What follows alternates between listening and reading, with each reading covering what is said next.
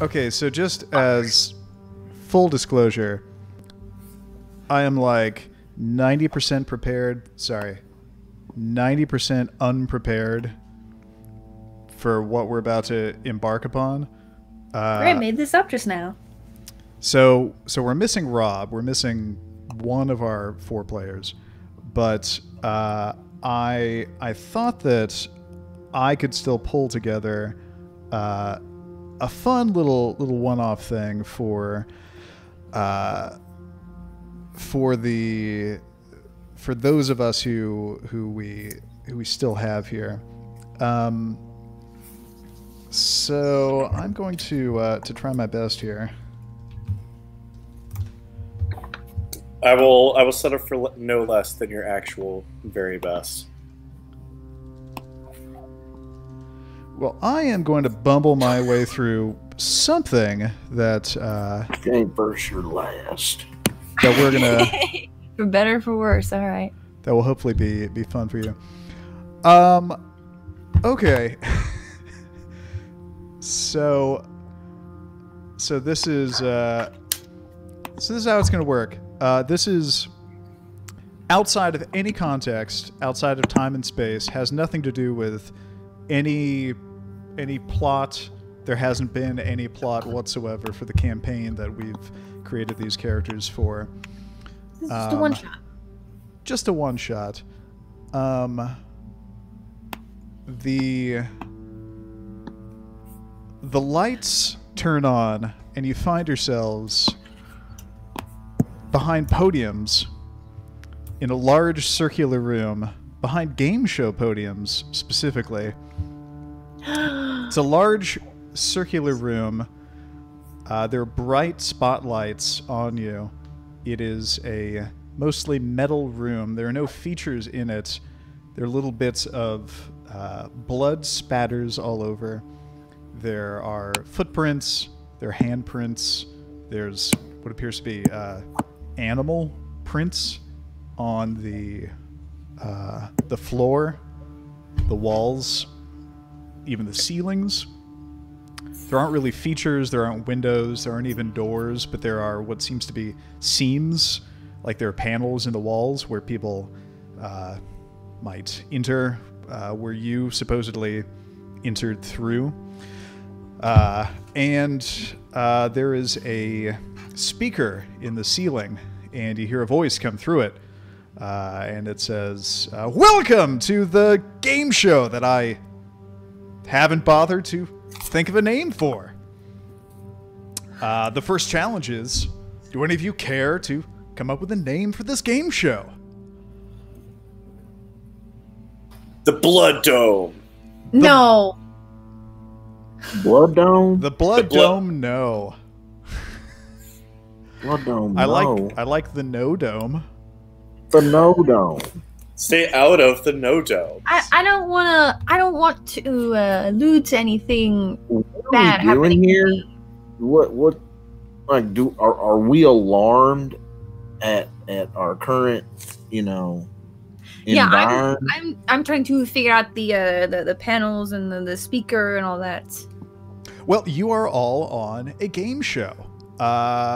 You get to leave if you win, and you win if you survive. How did we get here? You got here by being contestants on the game show. You're very, Well, I very did not lucky. sign up for this. No, you were selected by the Game powers show that idea. Who picked me? The game show who name knows who I idea. am? Who picked me? We'll say the powers that be, and we'll leave it at that. This is everybody's favorite game show. How did I get here? I think Yes. that's the name. Would you care Nailed to it. introduce yourselves? On our left, our first contestant. That would be Mr. Augustin. I am Augustin, the deviant scientist. I am fond of plants, which I see there is an absence of. So Not a single plant I seek the remedy that issue. in here. Yeah, I find that problematic. That is the most unsettling thing about this vacant, blood-strewn, empty room. Except for these two. So, Sir in the middle, would you care to introduce yourself? Yeah. Well, I'm Darby. I don't know why I am here. I do not like game shows. I usually lose. I don't want to play. I want to go home. My shows are on, and this sucks. So that's what I have to say about that. All right. Good attitude.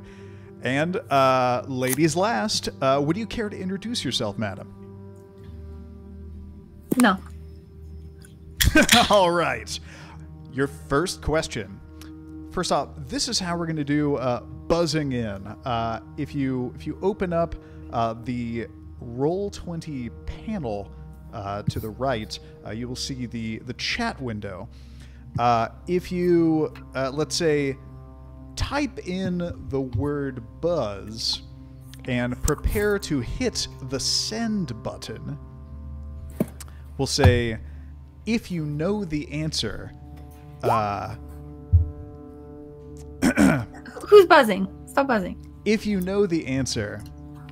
Is this thing working? I think it works. I think it works. Sorry. If you know the answer, you can buzz in, and you will be called upon to answer. So yeah, that's how we're doing the buzzing thing. 'Cause yeah, so. Okay, please, we get it. We get it. So behave yourself. Ah, why is his hooked up to a fucking electrical thing on my leg? Language, young man. That's not okay. We run a clean show here.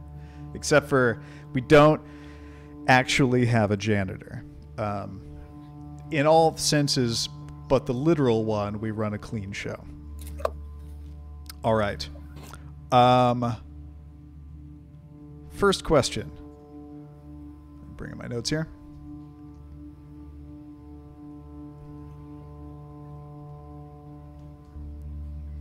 Let me wrangle my notes here so I can see both them and you buzzing at the same awkward time. Cool. Question number 1. No. You have to use the chat thing. You have to buzz in. And you have to wait for me to read the question. Yeah, this room is totally vacant. On your previous statement. All right. Was a cravat... I don't know why it's past tense. Is a cravat traditionally worn on the head, neck, or waist? Darby, you have buzzed in first. Where do you think a cravat is traditionally worn? On the head, the neck, or the waist? You made that word up. Final answer? Phone a friend, final answer? Darby, I'm going to remind you that it was a multiple choice question, making it unlikely that none of the choices were correct. Would you like to take another crack at answering it? Yeah, all right. What were the choices? Head, neck, or waist?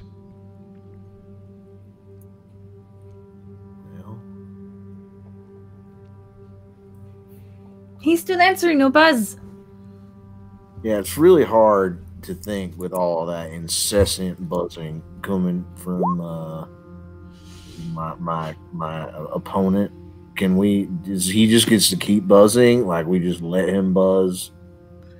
All right, no, that's fine. No, it's fine. It's helping. I need something for my head, so I'm gonna say head. I think it's for a head. I'm afraid it was not for the head. Can I answer? Yes. Unnamed, unintroduced young lady. It is the neck. It is in fact the neck. A panel opens up in the ceiling directly over you, and something drops onto the podium onto your podium. It is a can of spray paint. What is this? It is a can of spray paint in your favorite color. What is your favorite color? Blue. Just happens to be blue. Okay. That's odd. That's yours now. Okay. Question number 2. Sucks. Buzzer's ready. What English author created the characters Squirrel Nutkin, Jemima Puddleduck, and Peter Rabbit? I believe Augustine, if that wasn't just buzz spam, buzzed in.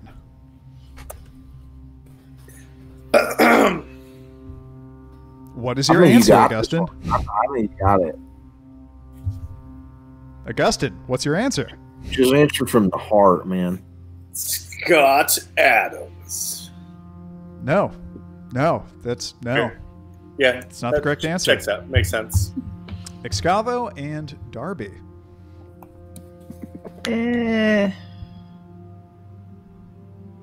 What English author created the characters Squirrel Nutkin, Jemima Puddleduck, and Peter Rabbit?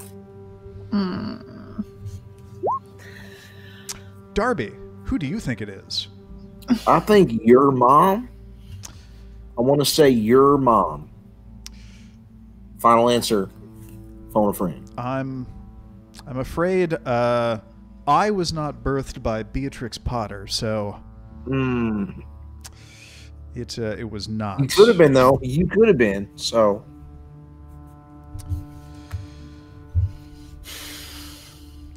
no, it was not me. You see a panel open up in the ceiling, not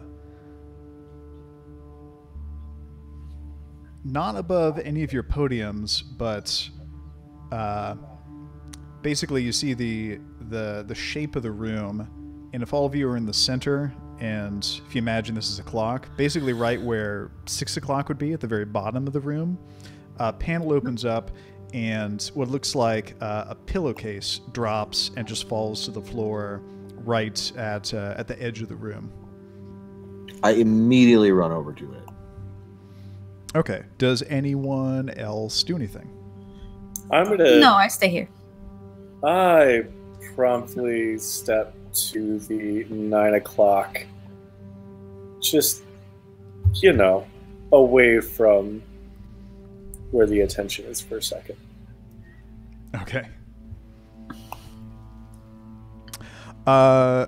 Darby, you discover that is a hefty sack of marbles. Okay. All right. I think I'm like swinging it around to gauge the weight. Like, how is the sack? Like the aerodynamics of it. The aerodynamics of yeah, I'm sack. definitely like pick it up. Like, how much does it weigh? At least 5 pounds. Okay. I'm gonna say between, just 7 pounds, something like that. Like, you can knock a kid out. Right. So there's like there's like a solid like lump of marbles at the end of the sack. Yeah, like a duck pin bowling ball's worth of marbles at least. Okay. I think I am enjoying swinging it around at like higher and higher speeds. You would. That makes sense. Yeah. Who wouldn't? Don't swing that at me. Yeah, I think I'm mostly just swinging it. I just lost 2 other, like everybody else. Cool. Okay, so I think we're good to go. Okay, so when we last left our players, we were like 2 questions in. Yeah. So and our players had won a can of spray paint and a pillowcase full of marbles. Yep. That was judged to be maybe like 7 Good. pounds. Good. And we were ready for, I think, question number 3. In the time that we were away, I conspicuously slid back from the edge of the room at 9 o'clock back to my podium. Yeah, us not being in combat, you can kind of freely walk around. No, I'm going to try to hack the podium. Definitely like playing with the marbles. I'm wondering like what they are. How do like, I hack I'm squeezing in this game? them. I'm like investigating the marbles only like as a plaything and continuing to swing them frequently. Maybe I'm getting a little closer to people on either side of me. It is possible that I've swung like too near them. I don't think I've hit them, but I think that it is like kind of a reckless amount of swinging that's taking place. Darby, do me a favor and roll, let's say, your melee plus dexterity, and just see if you botch. Okay, fair. Let me check. I think that's 3 + 3. It is 3 + 3, and I will get a +1 for celerity because I am not under the influence of meth right now. So what's my difficulty? Standard difficulty is 6, so it's a success if you roll a 6 or higher, which actually works out to 50-50. So if you don't have D10s, you could also flip coins. Fun fact. Oh, nice.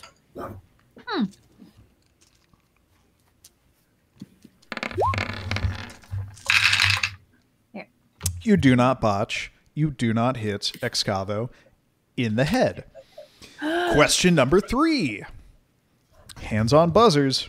Oh, What shit. specific desert surrounds the city of Las Vegas? Nevada. Sorry. Augustine, you buzzed in first. Nevada. Desert. Augustine, Nevada Desert is not the name of the desert. Excavo, which I'm not sure if you have introduced yourself by name yet or not, but I've gleaned that is your character's name. Do you or Darby wish to buzz in with the answer? Darby. No, I do not wish to buzz in. Excavo, do you wish to hazard a guess? I will say Mojave. Directly above you, a panel opens up, and onto your podium, a pair of handcuffs fall. Is that good or bad? Onto whose podium? Did I get Excavo's. it? Did I get it right? I didn't even buzz in. Did I get it right? You were the one to answer by default because the other two forfeited or were wrong. So the handcuff's good. Like, yeah, you were right. What? That was the correct answer. It's the Mojave Desert. but this does not seem like a prize. What am I to say? You got a thing. I got the thing. I have two You things. don't have to put on the I can handcuffs. make That's the way handcuffs worse blue. than my marbles. Question 4. Pandora, Prometheus, and Titan are moons of what planet? Oh. Buzz. Excavo, you buzzed. Jupiter. I'm afraid that's not correct. Augustine, you buzzed. I want to see what happens when I get it wrong. I want to see. Augustine, what's the answer? Are you... You're supposed to buzz in when you know that... Saturn. Saturn is correct. A panel opens up above Anyways, your I want to see what podium, happens when I get it wrong. and a Zippo lighter drops onto your podium. I'm going to go ahead and see if my podium is flammable. I click the lighter at the base of the podium. I am backing away immediately. Like, I am getting as far away from his podium as possible. As soon as I notice that this is happening, you find out your podium is actually made of tannerite. No. Your podium is made of metal that is bolted to the floor. It looks like basically whatever the tables are probably made of in like a prison visitation room, I would imagine. Your podium is not flammable. Okay. The three of you are the most flammable things in the room, actually. Question number 5. What grows out, specifically, what grows out of acorns?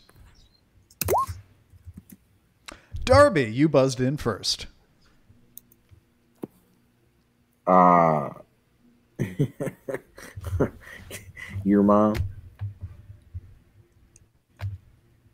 I don't think trivia is my thing. Like, why do I have to play trivia? This is bullshit. Like, I am not, you're looking at me like I would know answers. Like, I'm not going to know answers to any fucking trivia questions at all. So I'm going to be like talking some trash. You have the opportunity to guess. You could get something if you guess right. Something that might give you an advantage. Okay. What grows out of an acorn? Plant an acorn. Wait a while. What pops up? Oh, man, I think your mom is a good answer, but I'm going to say a tree. Not just any kind of tree. It's got to be a specific kind of tree. Oh, Christ. We must be on a team. I don't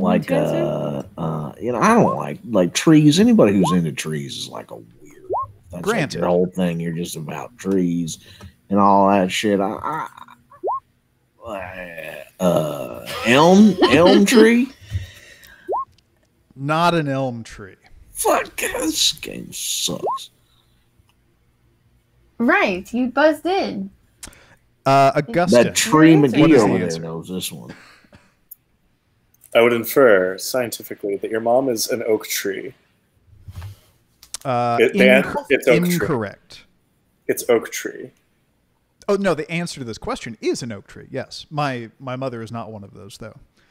Oh, well. Yeah, I guessed his mom and I got it wrong. Directly above your podium, a panel slowly opens up, and an electric bass guitar drops straight onto it. Oh, sweet. Oh, we're going to have to. I immediately start like rocking out. Okay. I do not know how nothing to play happened the when bass guitar, I got it wrong. But I am vigorously trying. Oh, sorry. Over Andy's I know. podium. I am aware. I've reached over and grabbed the bass guitar off the podium, and I am wailing. Poorly. Okay, so. Unless I'm contested at this. So this marks the end of round 1. Okay. It looks like Excavo has 2 of the prizes, the spray paint and the handcuffs.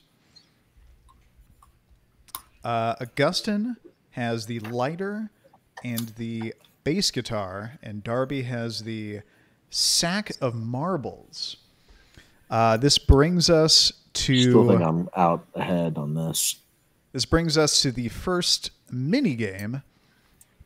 Directly in front of you, you see a small panel open up in the wall.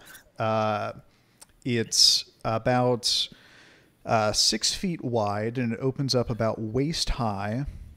And directly in front of you, you see about 5 dogs come out. What is the demeanor of these dogs? At the 6 o'clock position.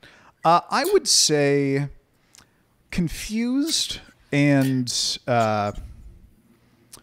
hungry. Confused, hungry, perturbed. So what I'm gonna do, and this probably will not surprise you. Okay, so I am going dogs to come out. Okay. Walk to here. I think. Are they coming after me? Like out. I'm gonna come to meet the dogs, and I'm gonna try to befriend them. I'm gonna put us all on pause real quick. I'm gonna let you guys talk about strategy before anybody moves, and then we'll all roll for initiative and put us all in initiative order real quick. So this is going to be... If you... Wait. No. If you give me the lighter, I will use the lighter and the spray paint, and I will make a little flamethrower, and you'll... know that. And it's done. Just give me the lighter. So what you got to know about me? I can't... if you want the prize, I will give you the handcuff. Sure. Andy? But give me the lighter. I will get this done. Okay, Escavo, I've heard you. I've heard your proposal. What were you saying, Steve? I cannot hear Kimber. Are you only able to hear her through the YouTube chat? I can hear her directly through R20. How can I hear you and Graham and not? I cannot hear you. That does not make any sense. I cannot hear you. I don't want to refresh again. Apparently, Escavo cannot hear you either. Oh, I can only hear you through the stream. Well, I guess I'm just gonna refresh my stream again.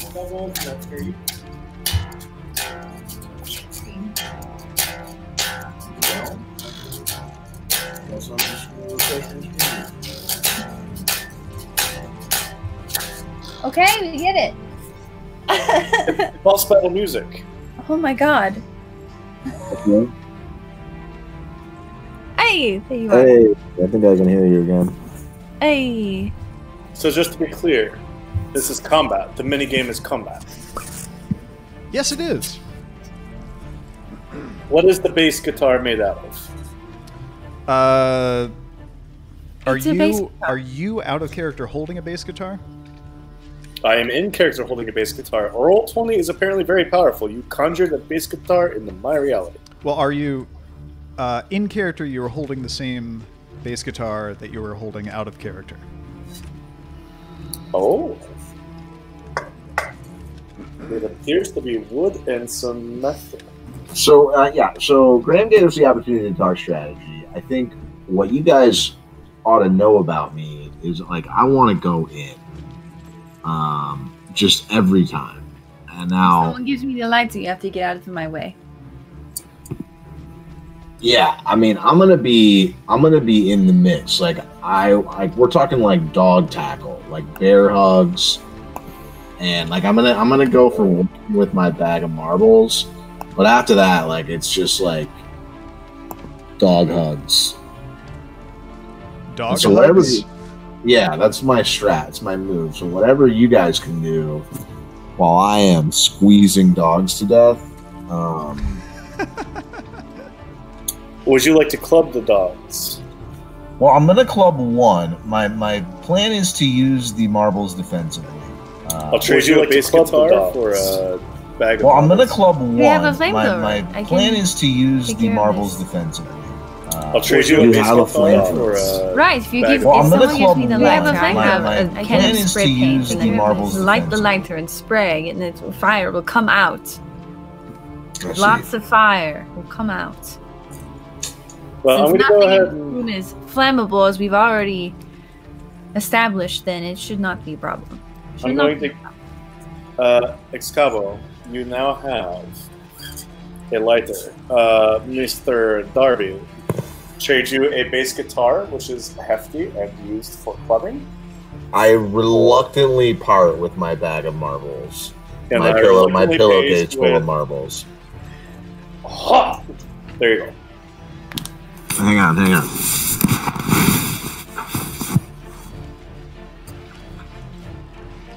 It was a mighty throw. Alright. Oh my god. Okay, wow.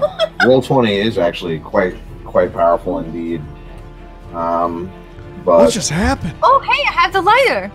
Oh my god, what is this is crazy. So yeah, I guess just the magic of belief and role playing has empowered us all. So is there a way, and this is me asking out of character because I think in character strategizing like this isn't really going to be. So here's kind of my vibe. Let me explain this to you guys. In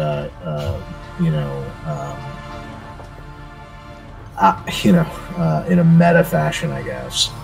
I want him to be able to react to stimuli in combat in a way that's like really effective and intuitive. Like he's going to be very good at like saving his skin in a pinch, making split-second decisions, that kind of thing. But strategic planning is not his deal. So this part that we're in is tricky for me because I don't actually expect my guy to be very good at this, like contributing to what our strategy is about to be. You are a tank. Yeah, and I'm stupid. Like I am just like not smart at all. But I can make some smart decisions in a certain circumstance, like self-preservation. Mm-hmm. So anyway, I am actually more empowered the more reckless I am. The dumber the shit that I am doing, the better my rolls are. Like I get actual statistical advantages to doing dumber and dumber shit. So that is kind of what I want to do. So my instinct is to just run right at him. But I hear that you have fire. I am afraid of that. I am not really trying to get in your way if you are going to be launching, a gout of flame at these dogs. So I guess as soon as he hands you the lighter, even though my instinct is to run right at them, I'm actually going to back away. I think the fear of the fire is stronger than the urge to run and hug dogs. So if you're about to get after Darby some fire, on fire and then he hugged the dog to comfort himself, because I shouldn't be interfering with your planning. Yeah, honestly, from what I recall, vampires do not like being on fire. Things are, it's like bad if you're on fire. Let me move my guy. All right, so let's roll for initiative. Let's do this. No, so I think we're going to get out of the way. Andy, you're going to prepare whatever magical bullshit you do, and then we're going to launch fireballs or, a gout of flame. We're just going to hold position and wait for the dogs to charge us, and then just fire blast their asses. Kimber, can you not move your token? No. I can't roll? Could I also ask? Oh, I can roll. And this may require like splitting your dice, so it's not worth it. But could you take a second to light my bass guitar on fire? Like I think it just the like fat end of it were on fire, and not the neck. That I could continue to safely wield as a club.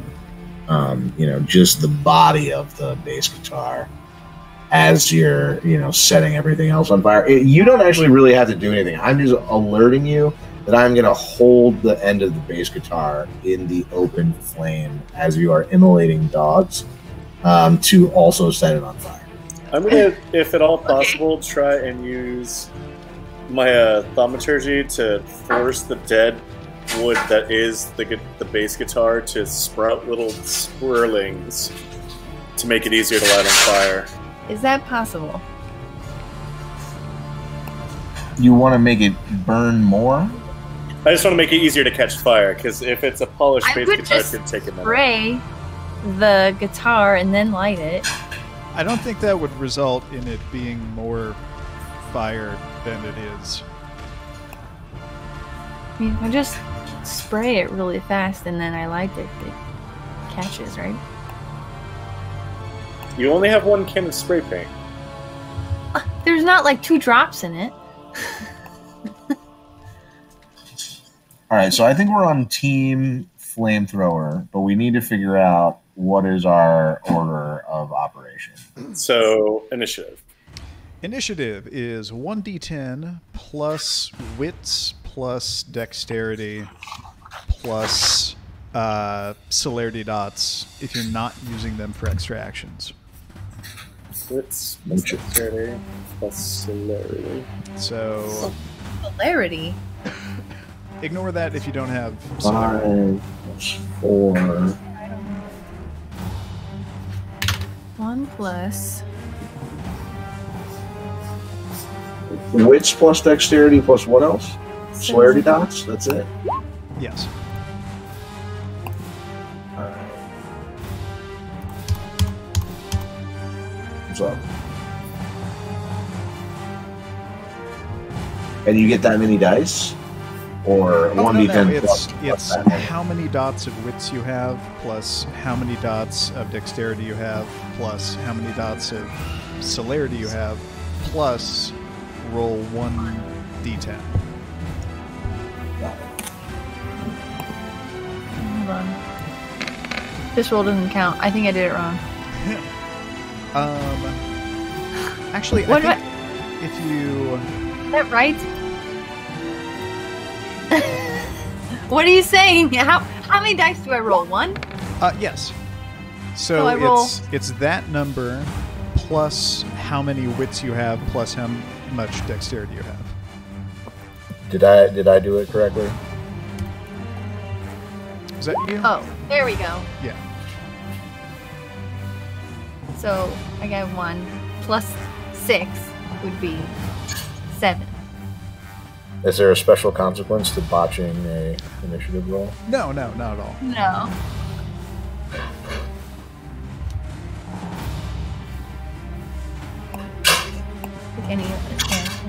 So what's everyone's initiative number?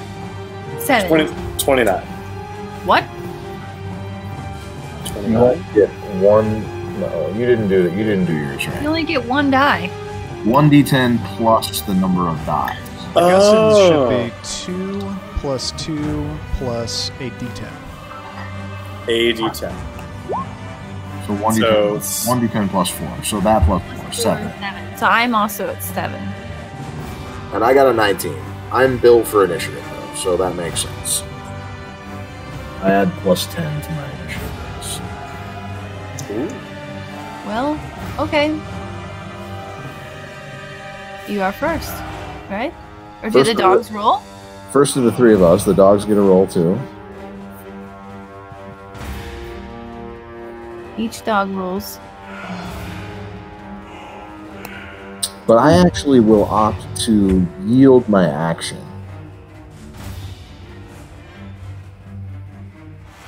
Because we're trying to sort of defer to the dogs here, right? So Augustine, what was your initiative rating? 7. Okay. What did you roll? 3 plus 4. 4 are my stats. 3 is the roll. What did you roll on the d10? A 3. Okay. So, since you got a 7 and Excavo got a 7, the way ties are determined is whoever rolls higher wins the tie. Since you roll higher, you would go first in the initiative. So let's put you guys in the turn counter. Round 3? So it goes... this is the first time I've used this. Can you I think I guide understand us this into works. it?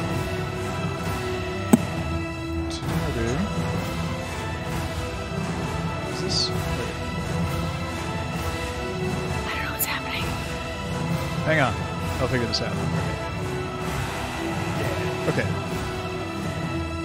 Darby. Followed by...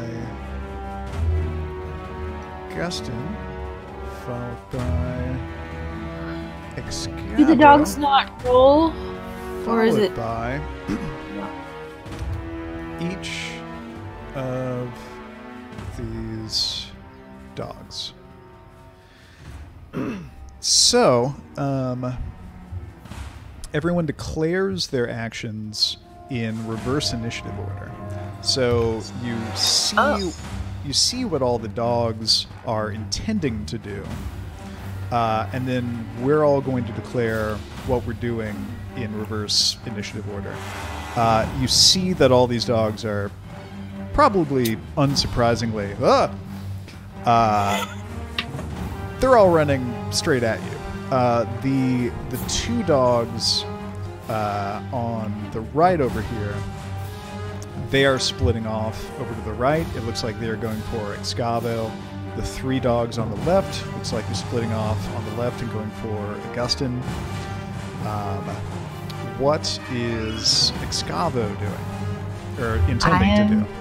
I'm getting ready to spray can, lighter. So you plan Getting on ready to spray them. So you don't plan on moving. You plan on staying. I do want to not be blocked by the podium. I can't move my character. You can move and attack at the same time. Right. I physically can't click and drag my character. We can do that for you. Okay. You physically. Yeah, I just want to be. I want to be. No, I'll actually kind of stay behind the podium. No, I want a barrier. Okay. Yeah, I mean, I can aim over it, right? Yes, you absolutely can. They're only waist high. Yeah. The furthest that the furthest that the dogs can get at the end of their turn,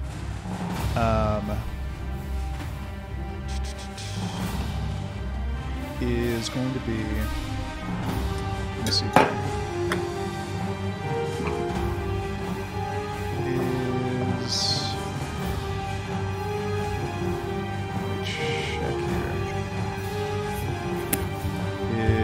Yep, they're going to be able to get to you by the end of their turn. Okay, how far can I spray? How far can you spray that? You'll be able to get to. I don't even know if this is going to work yet. Yep. So you can get about 9 feet out. Each of these squares is 3 feet square. So. Okay. You can get out to, you see that like grate thing in front of you? Oh, that's pretty good. You can get out to about there. That brings us to, and also this is where you would declare blood expenditures and willpower expenditures. You can declare that you are spending a point of willpower to gain an automatic success on the combat roll that you're going to make. If you wanted to do that. Which normally you would only do if it's a really critical thing that you were... No. I'm not burning for celerity right now. I'm going to keep the dex bonus. Okay. Augustin, what are you doing? I am unsheathing my Splinter Servant and commanding it to murder the first dog that gets close to me. Okay. Augustin has a Splinter Servant, which is the product of a thaumaturgical ritual that animates a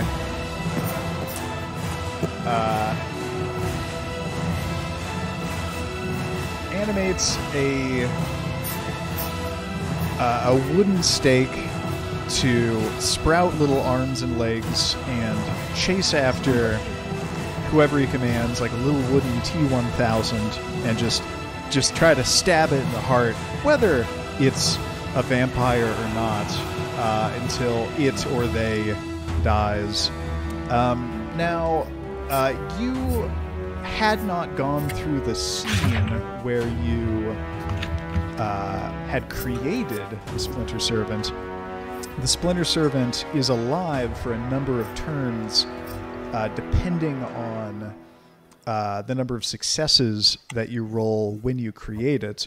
I'm going to need you to roll, I think, Occult plus Intelligence to see how good you were at making that originally. You cut out for just a sec. Yep. Occult plus... Very important second. Roll Occult plus Intelligence to see how good you were at making that Splinter Servant.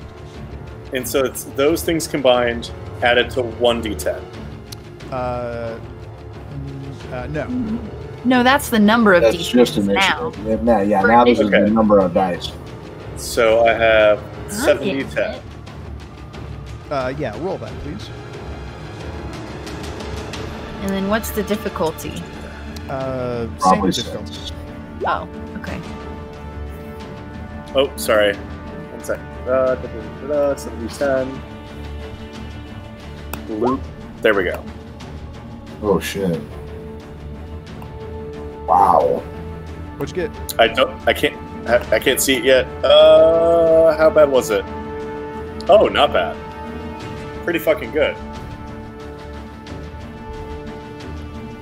So, how mean is my little T-1000? I think that's just how long it lasts.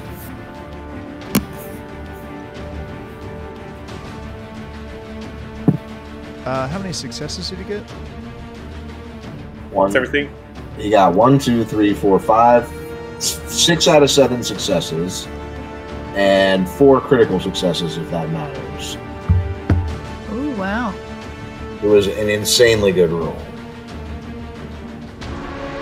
So, 4 times. It is effective for 5 combat turns per success roll of inspiration, so it will continue attacking its target for 30 turns, yay! but it can only be directed at one target, so are you sure you want to point it at Only directed at what? at this Cut out dog? It's gotta pick You cut out again.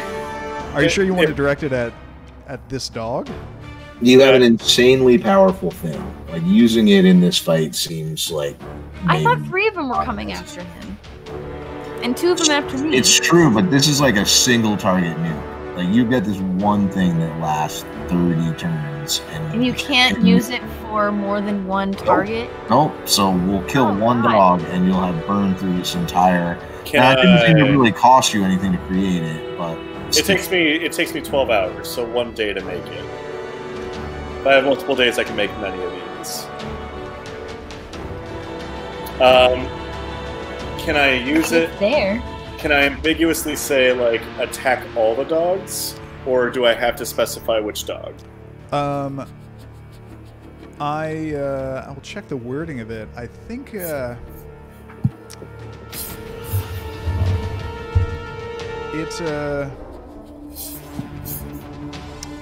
no, it seems to specify a single target. I don't think it could be. Yeah, it seems to be a single target. It doesn't seem to be able to move on to other targets.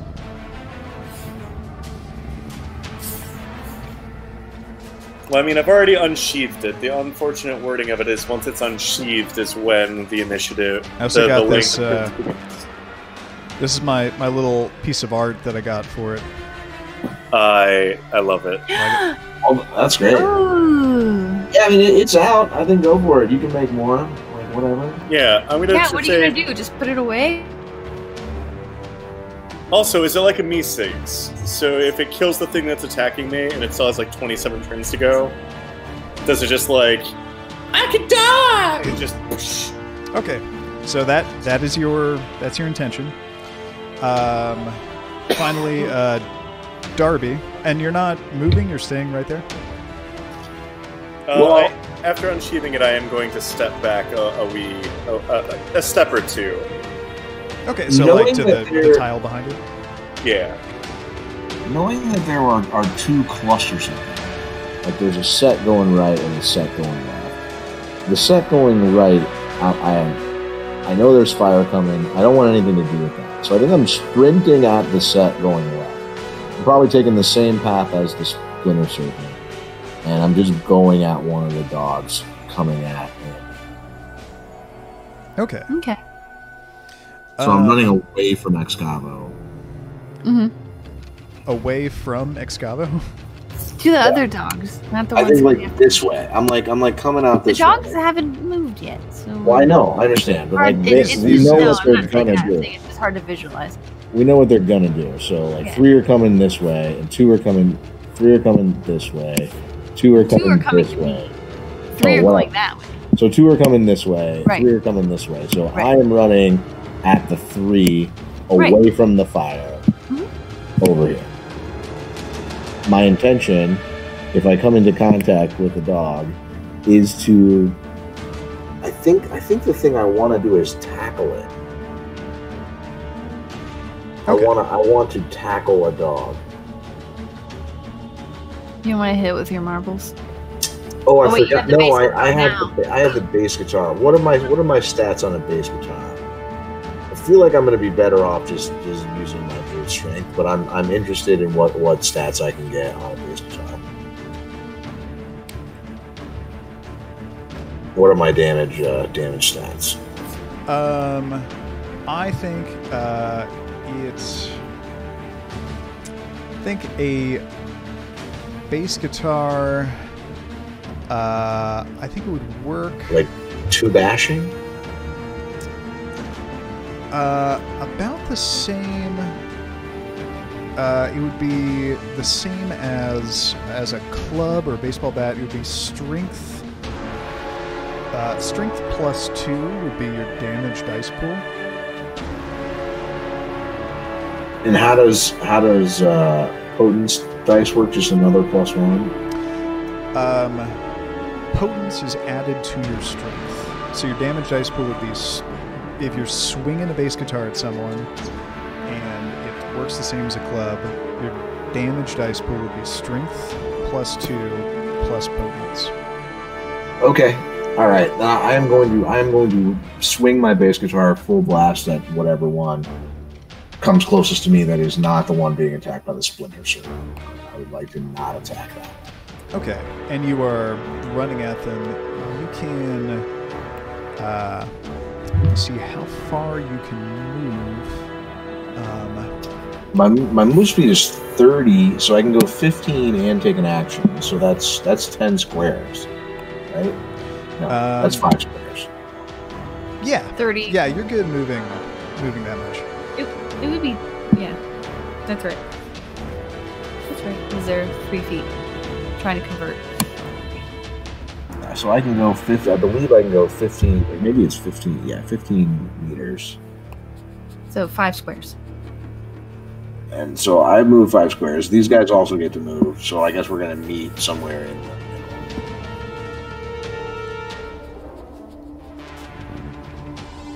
Okay. So that's the end of the initiative phase. Okay. On the attack stage, actions take place from highest initiative to lowest. Right. Darby goes first. He's moving forward, allowing him to intercept this dog as it moves forward. And you're doing what? You're clobbering him with the bass guitar? That's right. I'm swinging my bass guitar viciously, mightily through the air in an attempt to wallop this little pupper. Since we are being attacked, right? I think I might have a problem with this humanity-wise if we were not currently being threatened by these dogs. These are clear enemy dogs. Yes, this group of dogs was very clearly on the offensive here. Okay. And since this dog was, he had his sights set on Augustine, he wasn't really even aware of you in the middle. He wasn't. he wasn't really looking at you in the middle. He wasn't aware of you. He's not taking a defensive action, so you just get your attack roll against. So I get a success granted on the chance to hit. You don't get. It's not an automatic success because you could always miss him. Botch. But okay. it's an unopposed roll, meaning he's not Got making a it. roll I understand. against you. That You can't cancel out any of my dice. yes. Okay, so what do I roll here? This is going to be dexterity plus melee. This is to hit. Yes. All right, so and I he can believe still soak the damage. so. That is 7. That is 7d10. So that's does I get a bonus 1 plus 1 from celerity.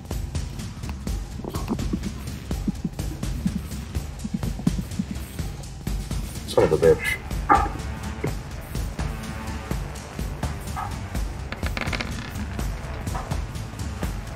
How did it go? I got 1 botch, so that cancels out a success. A lot of successes, though. Many successes. 5 Like 4? successes.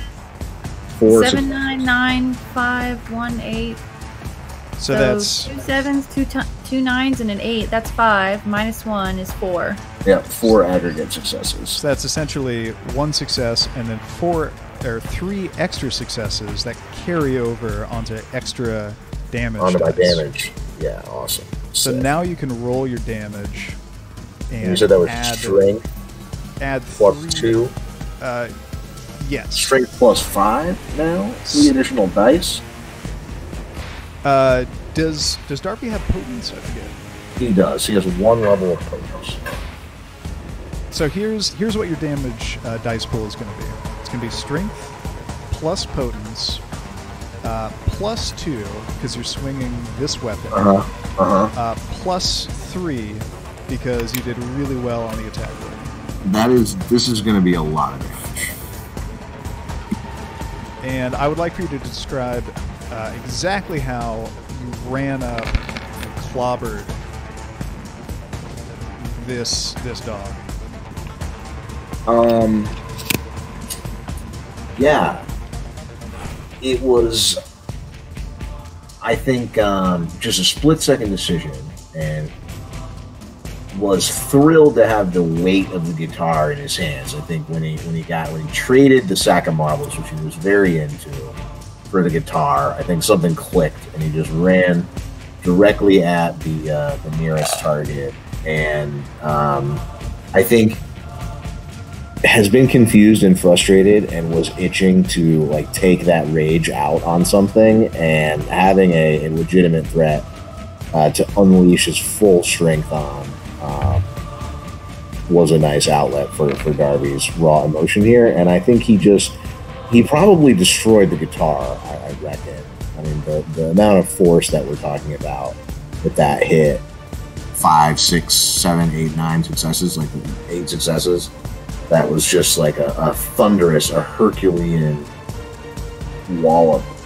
I see 8, and with the dog's 3 soak dice, he only soaked 1 level.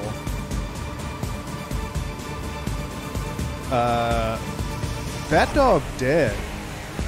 Oh, good. Yeah, I am not surprised.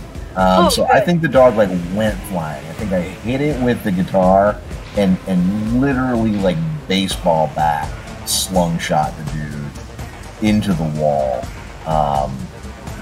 with a satisfying clong type of noise, just like a clong, just a disharmonious thrum of sound, and then the dog gets hoisted against the wall of this thing at an amazing velocity. It's crunched to bits. And Darby is not slowing down. He just immediately turns to whatever the next target is. Remnants of the guitar, if it's more of a mace now, like the strings are like the only thing holding it together, like whatever. I leave it to the storyteller to talk about what the state of the mace, of the guitar still is, because this is just a lot of impact that he just took. Whatever he's got left, he's holding it over his head, and he's ready for the Imagine if next someone song. took apart a guitar I think it's fair to say and turned it into a puppet. that Like this string. with the level of damage done with that particular roll, if you do enough damage to completely pulverize a dog, you're doing an equal amount of damage to the instrument itself. Then it seems like counterintuitive to penalize me for rolling that well, but it does seem like this would have just completely destroyed the guitar. Yeah, you went ham on that dog, so they say. You did one-shot the dog. Yeah. All right. So let's say I don't have an effective weapon anymore, but I am still just whatever trash I have left. I'm like swinging it around my head as if it were. Old Yeller got off easy. So I don't know how the other dogs react to this, but yeah, that's what they see. Okay. Augustine, are you? Oh, you are deploying your Splinter Servant. This is your action?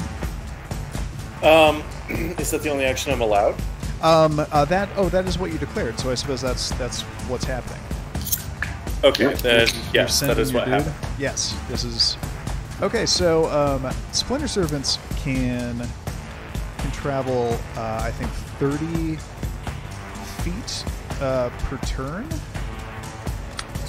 which is a little terrifying. And that happens to be just enough distance to intercept this dog right as it moves, maybe like 5 feet forward. And it has pretty good stats.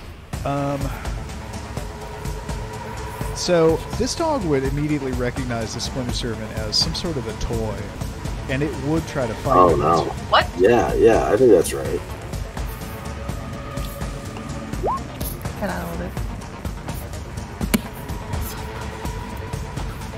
Let me go. It's okay.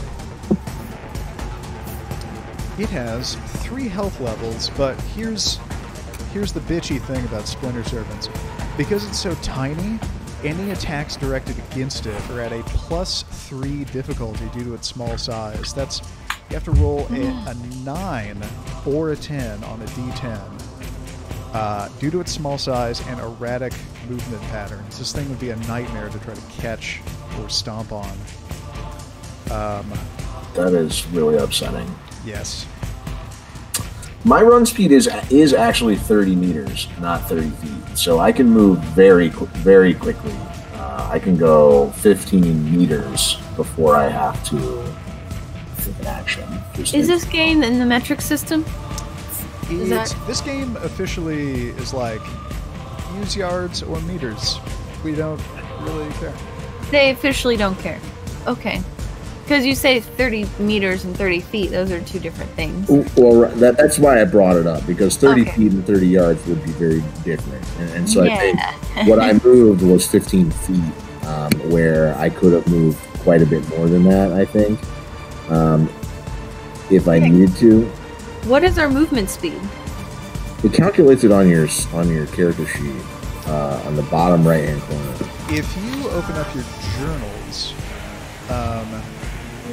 background 3 points. If you open up your journals, there is I've given everyone a handout called Game Links.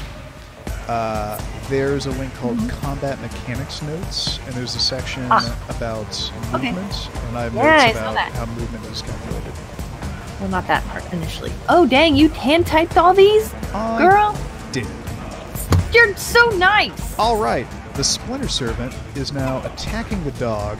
It has an attack dice pool of Augustine's Wits plus Occult, which is 5. The dog is attempting to dodge with its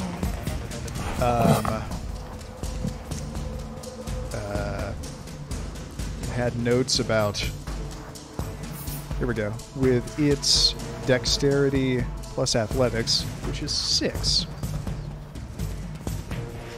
I have actual dice here.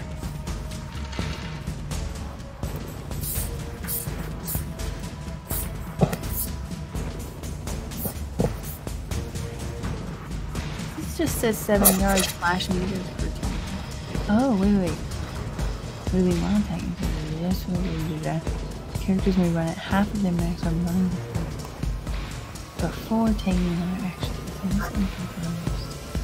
Oh. Okay. Wow. The Splinter Servant leaps at the dog, and the dog manages to jump out of its way. The Splinter Servant absolutely misses the dog and jumps way past it. The dog actually impressively gets way more successes than it and dodges it like an expert quarterback. I'm making analogies way out of my wheelhouse here. Sort of fakes it out and continues on past it on its way to Darby and Augustin. The Splinter Servant is now going to have to make a U-turn and continue following the dog in its next turn. It is now Excavo's turn. Me. All right. Let's You can hold your turn. Let's make some hot dogs. You can hold your turn and wait for the dogs to come to you. Oh yeah, they gotta come to me. No hot dogs just yet. Okay. The dogs come to you. Okay. Do. No. Oh no. So you wait for them to come right up to the edge here. And you start roasting both of them with your can of spray paint and your lighter. Yeah. Is this right? You could flame like the air. It's an aerosol can. So it. Oh yeah. Oh no, I'm not doubting that it would work. So I'm trying to figure out what the roll would be. I have also been trying to figure that out. Dexterity. How do I do this? Plus. How do you factor in fire damage? What skill? Craft. What skill?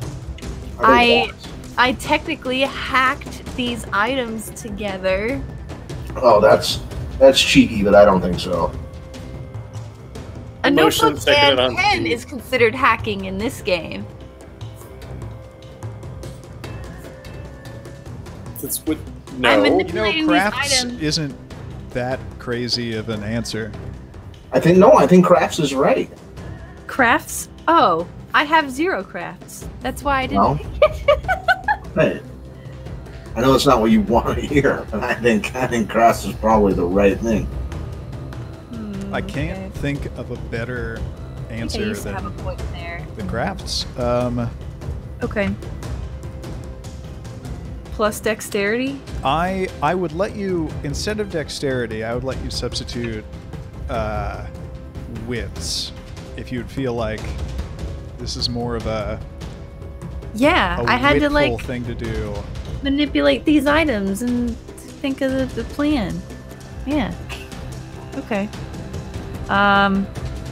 So wits plus 3? nothing instead of dexterity plus nothing. So 3 instead of 2. There you go. Something. Okay, so roll 3d10 Oh no! You got as this. you try to get these 2 dogs in an arc. I see it. A 9, a 7, and a 10. 3 successes. 3 successes. Huge. That is You've huge. burned. I crit. You've successfully hit these 2 dogs. I think for. I don't have to roll for each of them, do I? I think you've. 'Cause I both don't of want to roll them- again. Both of them have 1 level of aggravated damage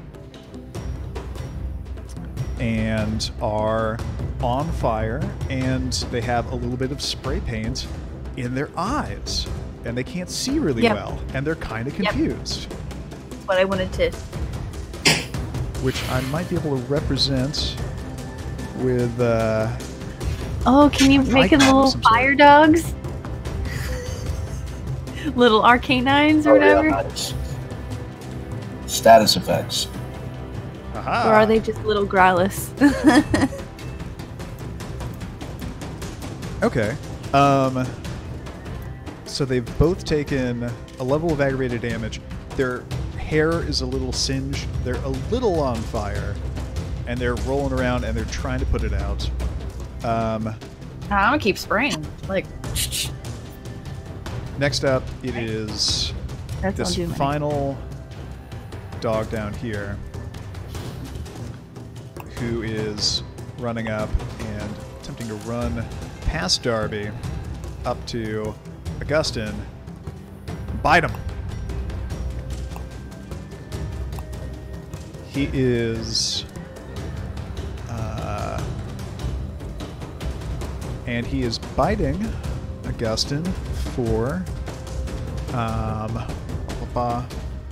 let's see here. Now wait a minute. Does the one that got intercepted by the Splinter Servant not get to move, or it's still attacking? It's still engaged with the Splinter Servant. It had just dodged the Splinter Servant. Okay, so the position that it is on the map is where it is. It's where it is. Yeah. Okay. All right. So this one that is now trying to bite Augustine. Let me see what it's. All right. It is now chomping.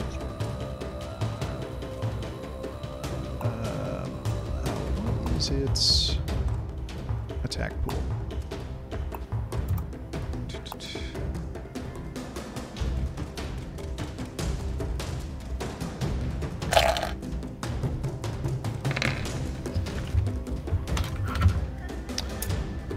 It has 2 successes. It has chomped on Augustine. It latches on to your shin, kind of shakes you around a little bit. It goes, ah! And let's go. Oh no. Let's see what damage it does. It had 2 successes. One of those carries over.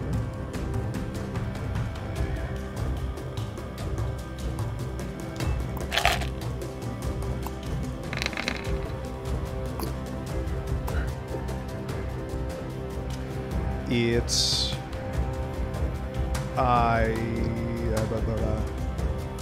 It's a full fail. It's like a full fail. Didn't do any damage. There's a 10. I think. Well, it gets the one success. It only gets the one success from before, the rollover success, right? Or did you just get an extra dice? The rollover is the extra die. Oh, okay. So the dog only manages to fuck up your pant leg, tears up your pants, doesn't actually manage to harm you, doesn't cause any damage. I really liked these pants. It is a shame to see them go. You wore them here?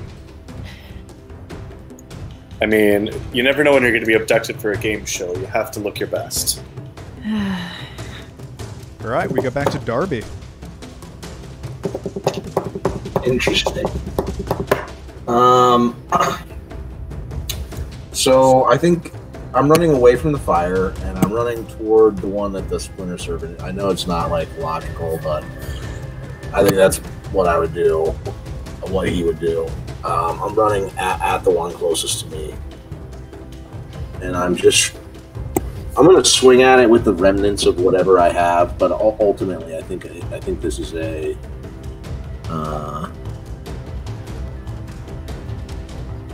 Just an attack, I guess.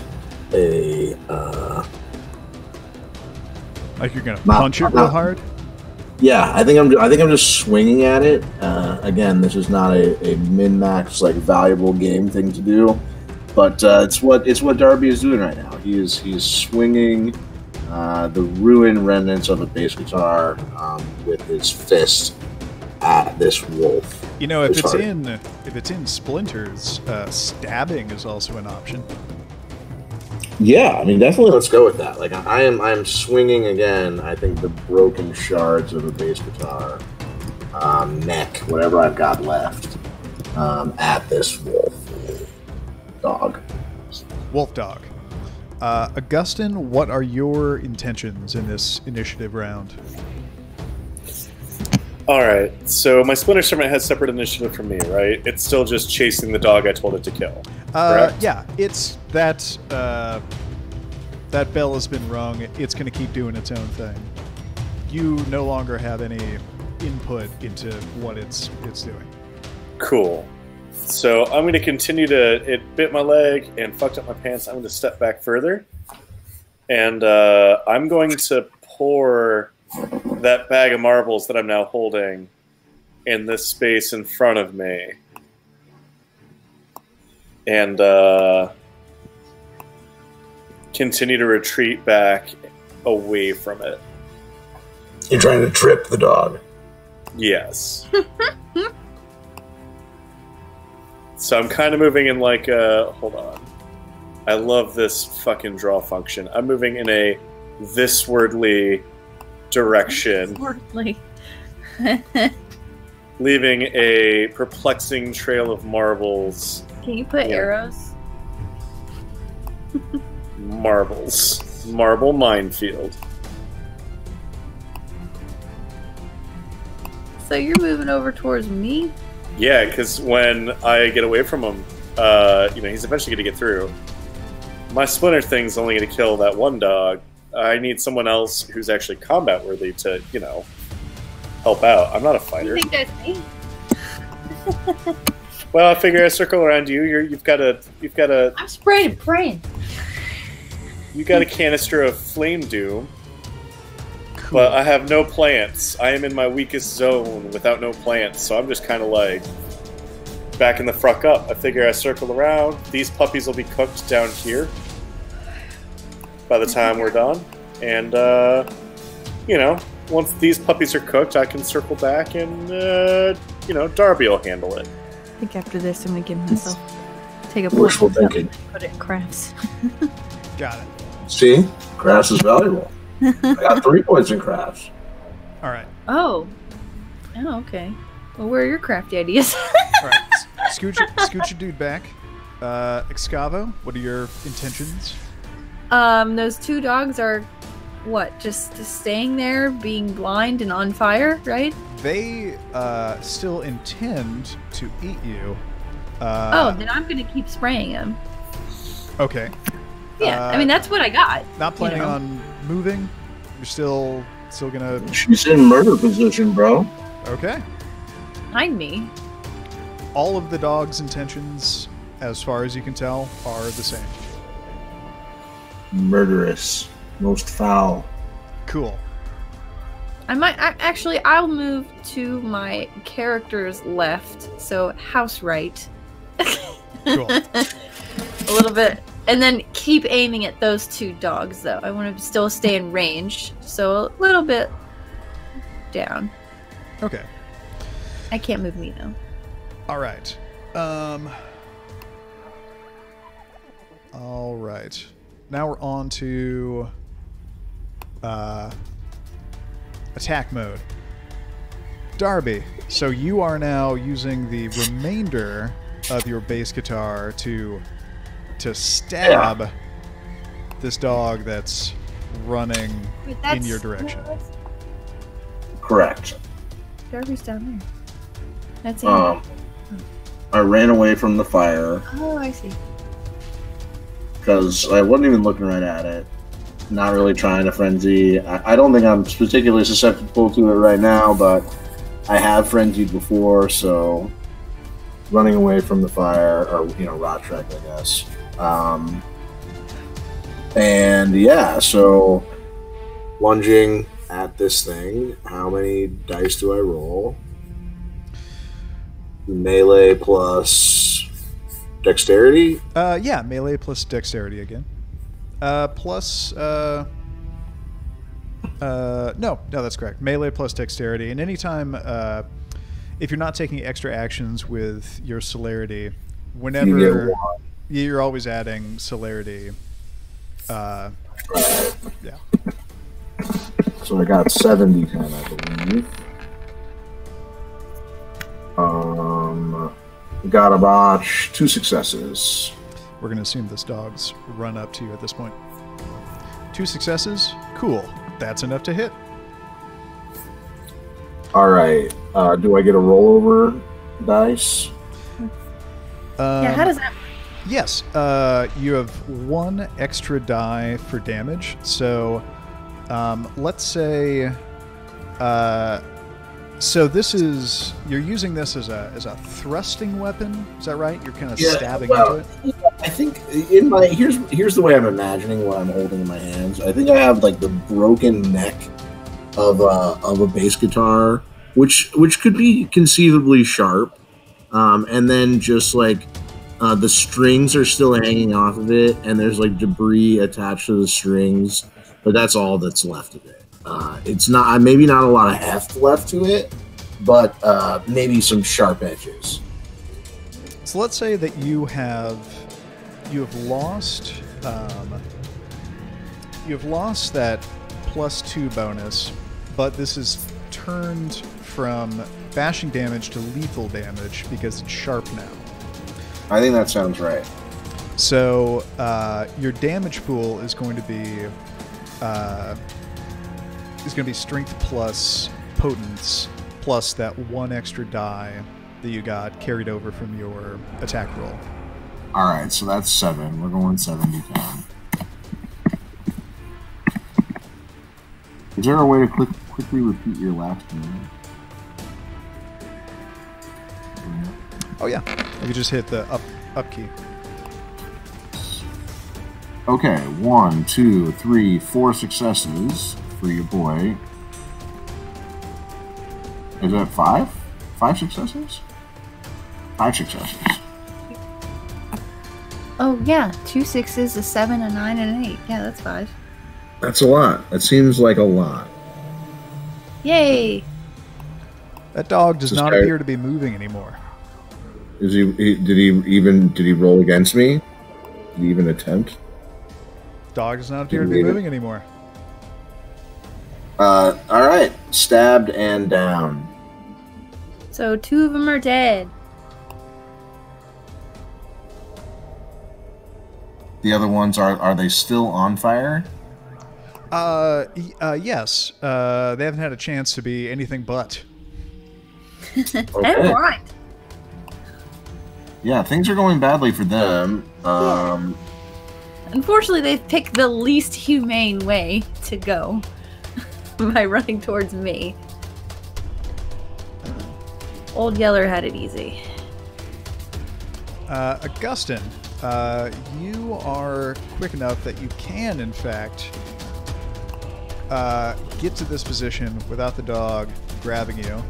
And you do pour all those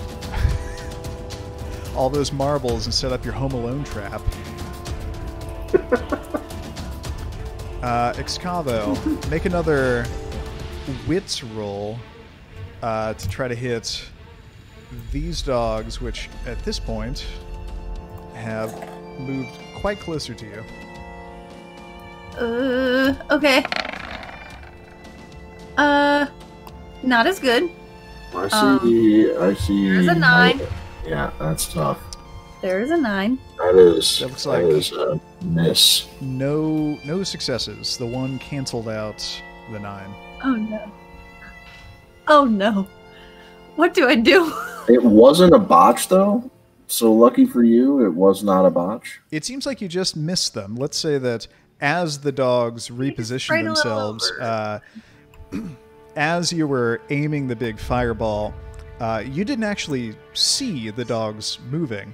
Big fireballs take up your whole field of vision, and it's hard to actually see what you're aiming at because all you can see is a big fireball. It's hard to see that the thing that you're aiming at isn't actually there anymore, and the dogs were creeping up to your side. So that's what happened. It is now. So now they're like right next to me. They're getting there. Yeah, they're creeping. It's now the Splinter Servant's turn. I'm gonna try to hang out with someone else who can fight on my next turn. Well, Darby is freely no longer engaged, so hey, come unfortunately, over here. your targets are on fire, and I'm just not really into that. We'll see what happens with the Home Alone trap. The Splinter Beat the fire Servant. out of him. The Splinter Servant jumps upon this dog and just starts doing unspeakable things to its chest. Considering that it's a wooden stake that has sprouted arms and legs, the part that stabs into the creature's chest really appears to be, I mean, if you imagine an anthropomorphic wooden stake inserting itself into another creature, if you really like sort of play that out in your head, it would look... Yeah. It's sexual. Yeah. So it's doing this with like a murderous, frantic glee into what... It wasn't clear whether or not it was a dead dog at first. It's a pretty dead dog at this point. The Splinter Servant's basically coming out the other side and just making Swiss cheese out of this thing. Again, this thing is good to go for another like 28 more combat turns. So it's just going to be burrowing around in there, hollowing it out like a tauntaun on Hoth. It's possible that Augustin might be able to maybe convince it that that's not the dog I was telling you about. I was talking about that other dog. It'd be difficult, though. How good's your persuasion? I have extreme manipulation. I feel like that's like willpower. I have pretty good manipulation, too. I have level 4 manipulation with the prestige of persuasive. I mean, this is the kind of thing that I think I should only allow in a silly kind of scene like this. Are you trying to fool it, though? Or are you trying to just, like, will it to attack someone different? You went after the wrong target. So you're, like, actually trying to deceive it. Like, you fool. Like, how does the magic... It's just gonna keep stabbing that seems this dog like for maybe it 24 would turns? run counter to how the magic is written itself. Like, the way that it acquires a target. Yeah. Might not be... It's basically a Terminator. Yeah. So I don't think it's negotiable. I think it's like the spell itself is limited. I think this brings us back around to Darby again. Okay. What happened to the dogs? Oh, actually, the dog started taking. Sorry. Yeah. This dog, it's running at Augustin, and it needs to make a dexterity roll to see if it gets to Augustin and bites off more of his pants, or if it slips and falls on some marbles. It's going to make a dexterity plus athletics roll. It has 6 dice for this. Ooh. That's kind of a lot. Difficulty 1, I assume.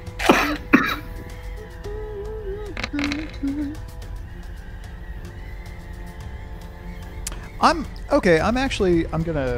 gonna set the difficulty a little higher, if I can remember how. I'm gonna say the difficulty is higher on this. Difficulty is 7, in which case that wouldn't have changed that actually. 1, 2, 3. No. Okay, so even if the difficulty were 8. Yeah, 3 strong successes there. It was a valiant effort. Dog makes it through here. Dog starts chomping at you. At this point, this dog has gotten a taste for pants. He wants those pants. Dog at this point has started to. Pants. This dog has started to question why is it that only people get to wear pants? The dog senses this societal imbalance where. Oh, he's enraged. The root of the oppression of dogs is that no one makes pants for dogs, and maybe this is why they're treated as second-class creatures. He's gonna get those pants. So so here's his attack roll.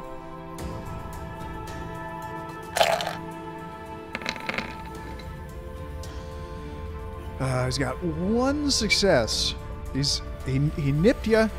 He's got you. How much of how big of a chunk is he taking out of you?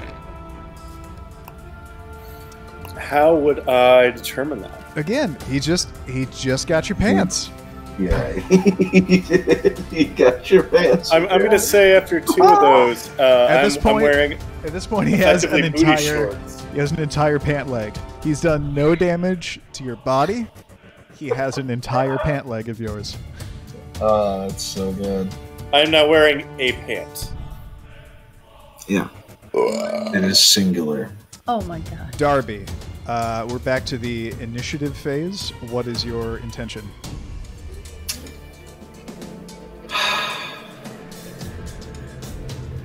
If I wanted to approach the 2 dogs that were on fire, would I need to make a frenzy check? They are not on like a rot trek check. Yeah, that's what It's hard to say. They're not on fire enough. So no. Okay. So my intention is to move in between the 2 dogs, burn for celerity, grapple one dog, and then use him as a weapon against the other dog. No, so I want to, yeah. I want to grab it hard, I think, around the head, like by the neck. I want to try to like muzzle, like cold shot, so higher difficulty for sure. I want to like muzzle the dog and then wield the dog against its dog brethren.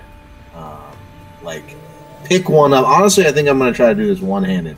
I'm going to try to grab the dog by just the scruff of his dog face and then swing him against his dog friend. Yeah. That's my plan. Like grab his face like a bowling ball or like a bowling pin. I envision like coming in like over the top, like around the ears, like just sort of the scruff of the neck, but like enough to lift the entire dog up and swing him around. Okay. Oh. Okie doke. I anticipate this being challenging, but I do want to burn. I want to emphasize that I want to burn for celerity. I expect this to be 2 separate actions. To grab dog 1, in a method sufficient to wield him against dog 2, though I would anticipate that both dogs would take damage. Oh, okay. All right.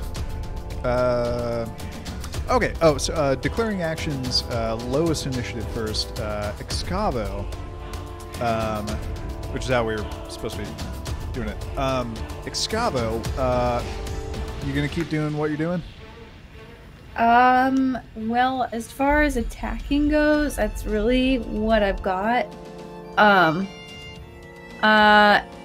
am going to try and lure them. Well, I'm trying to like move myself towards Augustin because I'm like, hey, help me with these. You must.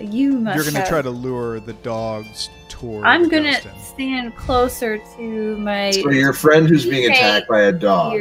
Your solution. Who is like seemingly 2 more immune dogs. to dogs. Because Right. now he's been attacked over and over by them and nothing. That's true. Right? So I'm like, he must know his stuff. He's like a I'm gonna dog go whisperer there. back there. I'm Tree gonna go man. over there while I continue to spray and pray at these dogs, these 2 little dogs coming at me. So you're gonna keep spraying them down while kind of walking backward. Yeah. Cool. Augustin, what about you? He got my pants. Okay. He got My your pant. pant. Yeah. I intend while it's chewing on the last hunk of my last pant to just tear off my remaining pant, and I'm going to try and strangle the dog nearest me with that pant leg. Good move. All right. Now you have booty shorts. I have no pant. I am pantless. You're out here in your hopefully underwear. No, there are no underwear in the masquerade. Oh no! So your twig and berries are just swinging around in twig this. and berries. All right, Darby. I think burn blood to furl it proudly, like as a battle cry. Oh no. Darby, something working to your advantage. These dogs are focused on Excavo, and also they have been spray painted in the eyes. They're blind. They're not blind, they're but their vision has been obscured, so they don't know that you are about to run up on them and do something that Peto would find quite objectionable. I'm very excited to roll for this. I expect a high degree of difficulty, but I feel like that will just make the success all the more sweet. Actually, I'm going to give you a normal degree of difficulty because they're moving kind of slowly. They're kind of like walking at a normal pace, being like, okay, where is she? Oh, this sucks. So you can kind of at a leisurely pace just run up and just grab them. And I think the mitigating and the extenuating, the pros and cons of this kind of balance out, and I think it'll say difficulty 6.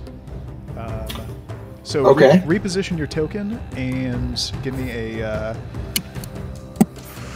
dexterity plus brawl plus celerity attack roll. Whenever there's dexterity in the roll and you're not doing extra actions, add your celerity. No, I have burn for celerity, so I'm doing 2 separate actions this turn. So just I thought that would be fair. The only way that I could really do this and hurt them both, I thought it would be to burn for celerity. Okay, so your first action is to grapple one of them strongly enough that I could wield him as a weapon against the other one. Oh shit! You're gonna beat one dog with another dog? That's correct.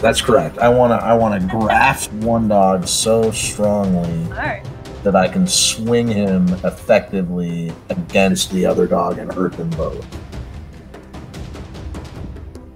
okay. So what do I need to roll for that's that? gonna be, I think it's probably 7. That's going to be dexterity plus brawl. It's only 6 this time because I burned for celerity. Son of a bitch.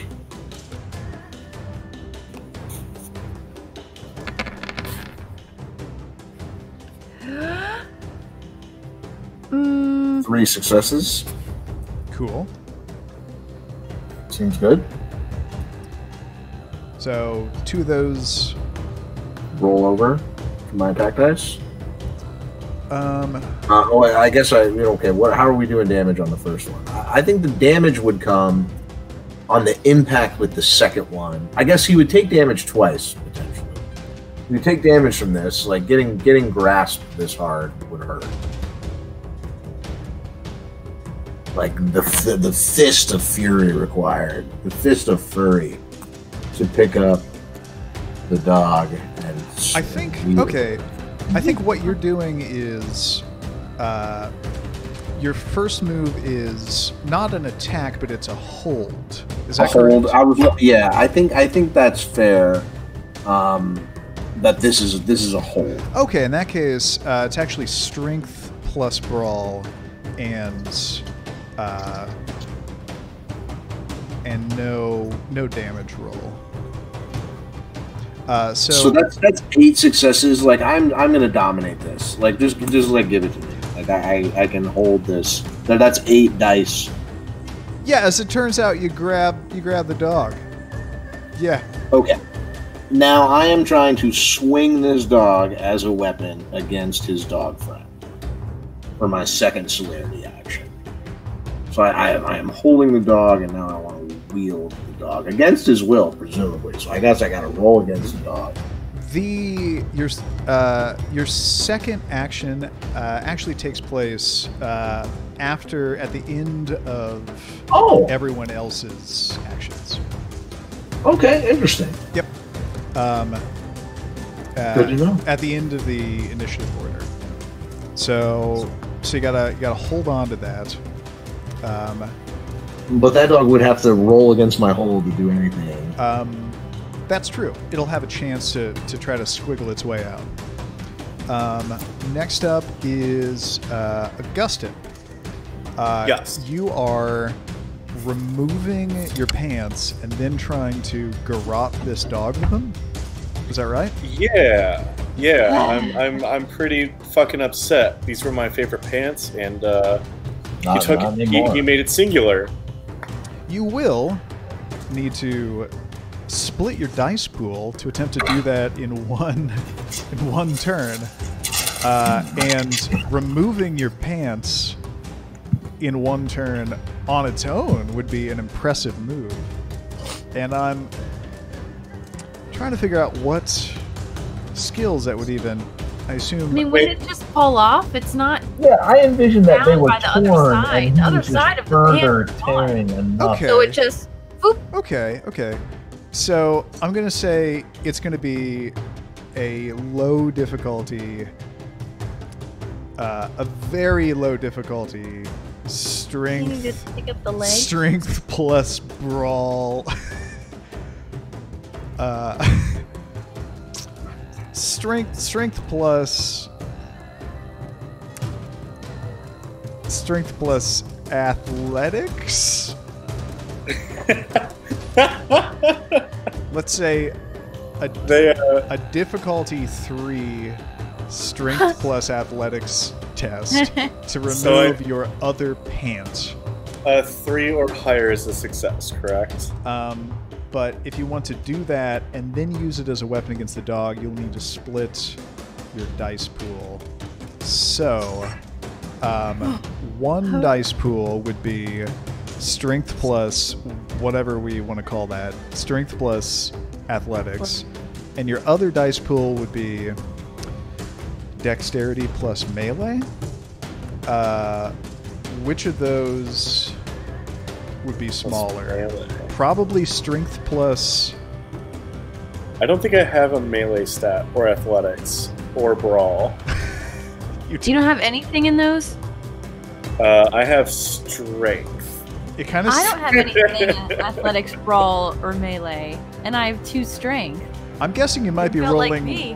1 die for each of these.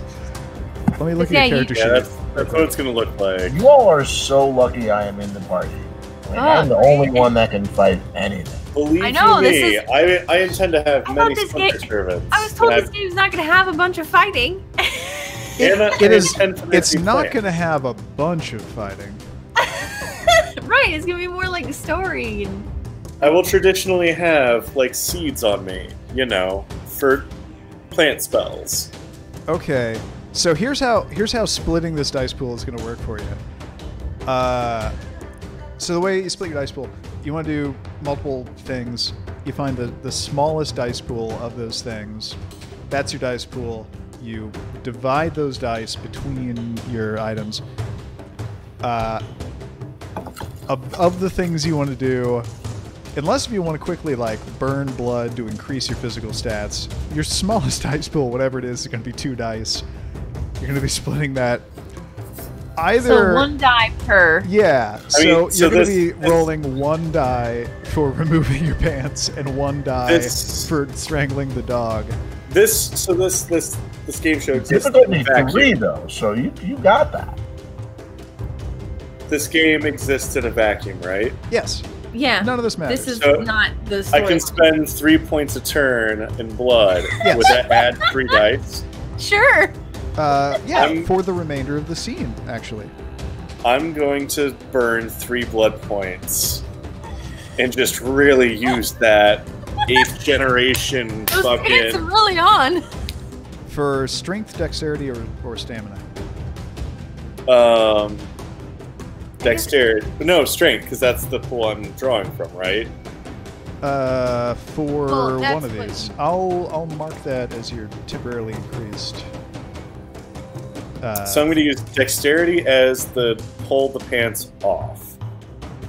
And then Now, I hate, strength as I hate the to be attack. the bummer here, but because of the way that it works for splitting dice, I feel like this isn't going to work because whatever you burn blood to increase will become the greater of the dice pool, and for splitting actions, you choose the lesser, and so burning blood to make one bigger. So essentially, you'd want to put 2 die into the, so you have. Unless if Your high. What's your highest unless then? if, Is it 2? if both of the things that you're doing All 3 of them are 2. Unless if both of the things you're It's doing are always- strength based. If you're strengthening your pants off and you're holding the dog with your pants in a hold, then both of your dice pools are going to be strength based.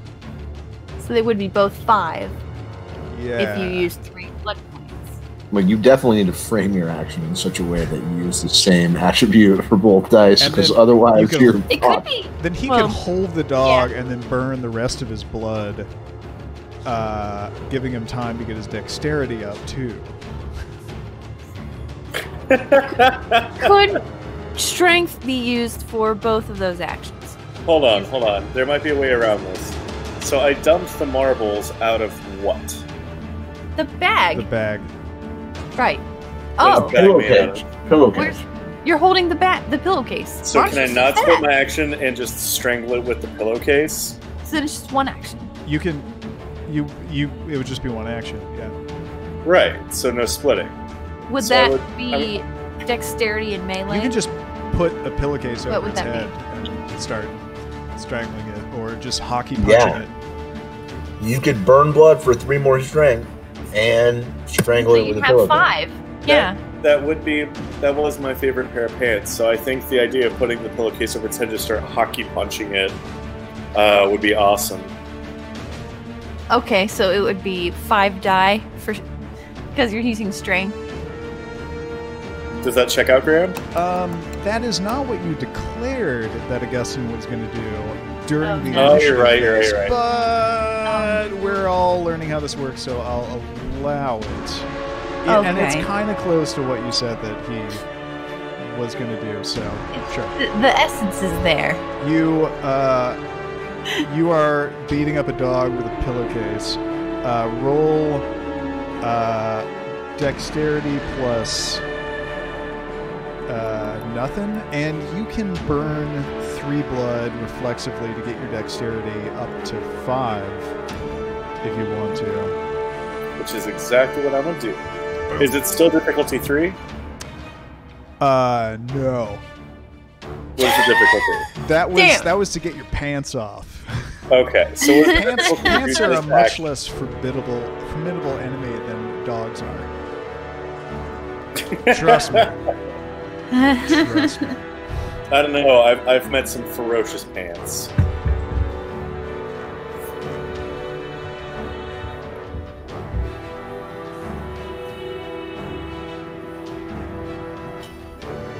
Wait, what?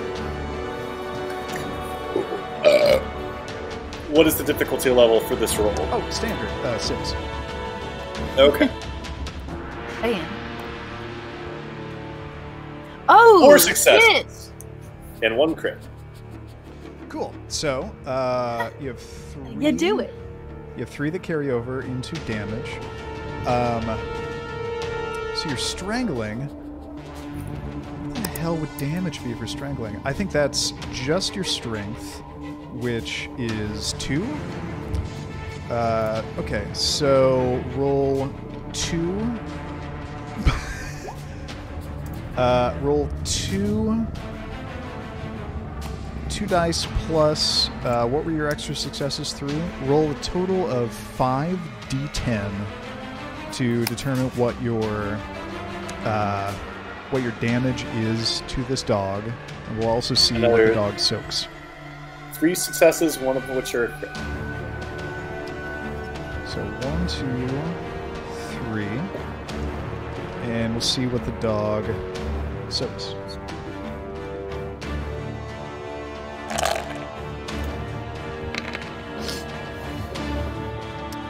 Dog only soaks 1. Dog takes 2 damage. Dog is... you can't really... I mean, the dog... Do you put the pillowcase over its head? That was my thought. Well, your thought that I then adopted. He stole your idea. And it's on YouTube for everyone to see. It's hard to really see how the dog is doing, but from the sound of it, the dog is yelping. The dog is having a really bad time. The dog is very critically hurt. This takes us to Excavo. Okay. Yeah, I'm gonna spray him. You're spraying in the direction of the two dogs closest to you. You know, that's a good idea. My wit is only 3. So this So just burn it all down. Just fuck your friends. Just set them on fire. This was wit plus. Yeah, I mean, Darby is right in the crafts, fray right? of these two puppers. If I burn like, I don't need your help. I am swinging one dog at another dog. What you see right now. well, then what am I mid-turn, supposed to do? You see me moving. That's what I declared. Is I was gonna spray him. Faster than the I didn't eye. realize you'd stand right between them. You can So you can hold your failed action. to spray them. You failed to spray them last time. So I ran in between Because I didn't you burn and any the blood dogs. points. How did 3 die? Wait. Here's the thought. What if you burn the blood points for focusing your target and spray it at the one that Darby is swinging? Because you couldn't give him a flaming base. Maybe you can give him a flaming dog? You want to immolate the weaponized dog? So you want me?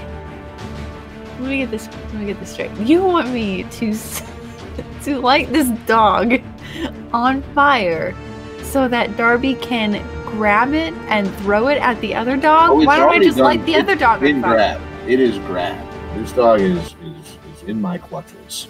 Yes. Being I want you to catch the dog that Darby is holding on fire so we can huck it.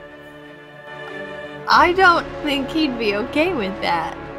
He doesn't have to be okay with it. He's doing it. He's in the middle of it. He doesn't need to know that that's what you're doing. He's just going to realize as he's swinging it. Talking is generally like a free action. Like we can really just talk about this right now. Like you don't have to surprise me with it. You can be like, hey, Darby, I'm gonna set this thing on fire as you're swinging it through the air. I'm gonna be like, please don't do that. The one you're going to aim at. The target dog. Yeah. That's not what anybody else was talking about. I think for Right, the that's minions, what I want to do. Because when you do hit that dog with the other dog, they will both catch on fire. oh, I see what you're going for. So I don't spray you. I spray the dog. But I feel like the impact of the dog he's swinging is going to put the fire out on the dog you're spraying. No. Well, they're both covered in paint, so I feel like this dog could go up in flames. Yeah. So they've been made more flammable. I mean, I suppose that checks out. Okay. So, yeah, I do want to. This is just a one-off. I will use a couple blood points, for wits. Now they can only go up to 5, right, per stat. I think it's based on your If I use- generational limit. I'm at generation 12. So your limit is not very high. Right. I think it might be 10. Oh, with blood points? Oh, okay. But you also have the limit of how many blood points per round you can spend based on your generation. Like, I'm generation 8. I can spend 3. Oh, I can only spend 1 then. Right, so you can only get Oh. 1 point to your attribute. Okay, so then wit, I could bump that up to be 4. You could bump your wits up 1 if you wanted to with your blood. Yeah, so that would give me 4 die. You can only spend blood points to increase your physical attributes, but not your socials or your mentals. Makes sense. What? That's how that works? Yep. And you can increase any of your physical attributes to be up to 1 greater than your generational limits for the duration of a scene. Mm-hmm. You can also increase it past that up to a limit of a maximum of 10, but that only lasts for 3 turns past the point where you stop spending blood. So you can actually, if you have enough blood, you can just sit there and burn a whole bunch of blood, increase your strength or your dexterity or your stamina up to 10 dots. But the moment you stop spending blood, a clock starts ticking, and 3 turns later, your the number of dots in all your stats snaps back to 1 greater than your generational limit. So if you want to be like a monster for 3 turns and you have enough blood to burn, you can be a Hulk. So for this turn, so there wouldn't be a way for me to spend blood points then, because we've determined that wits and crafts would be the factors of if this hits or not. It's hard to be especially badass at doing this. She could burn for dex, though. I have a flamethrower. Right? You can burn for dex and be especially good at like following a target. Yeah. Yeah, I would like to hit the target. If you that would be nice. if you are really good at dex, you can lean on that as something that you're good at. See, now my dex is only at 2. If I were to spend a blood point, it would be right at 3, and I might as well use wits because it's the same. Yes. Yeah. That is something that'll work. And you wouldn't have to spend blood. Yeah, so I just use wits, and I wouldn't have to spend any blood. Okay. I just use my head. All right.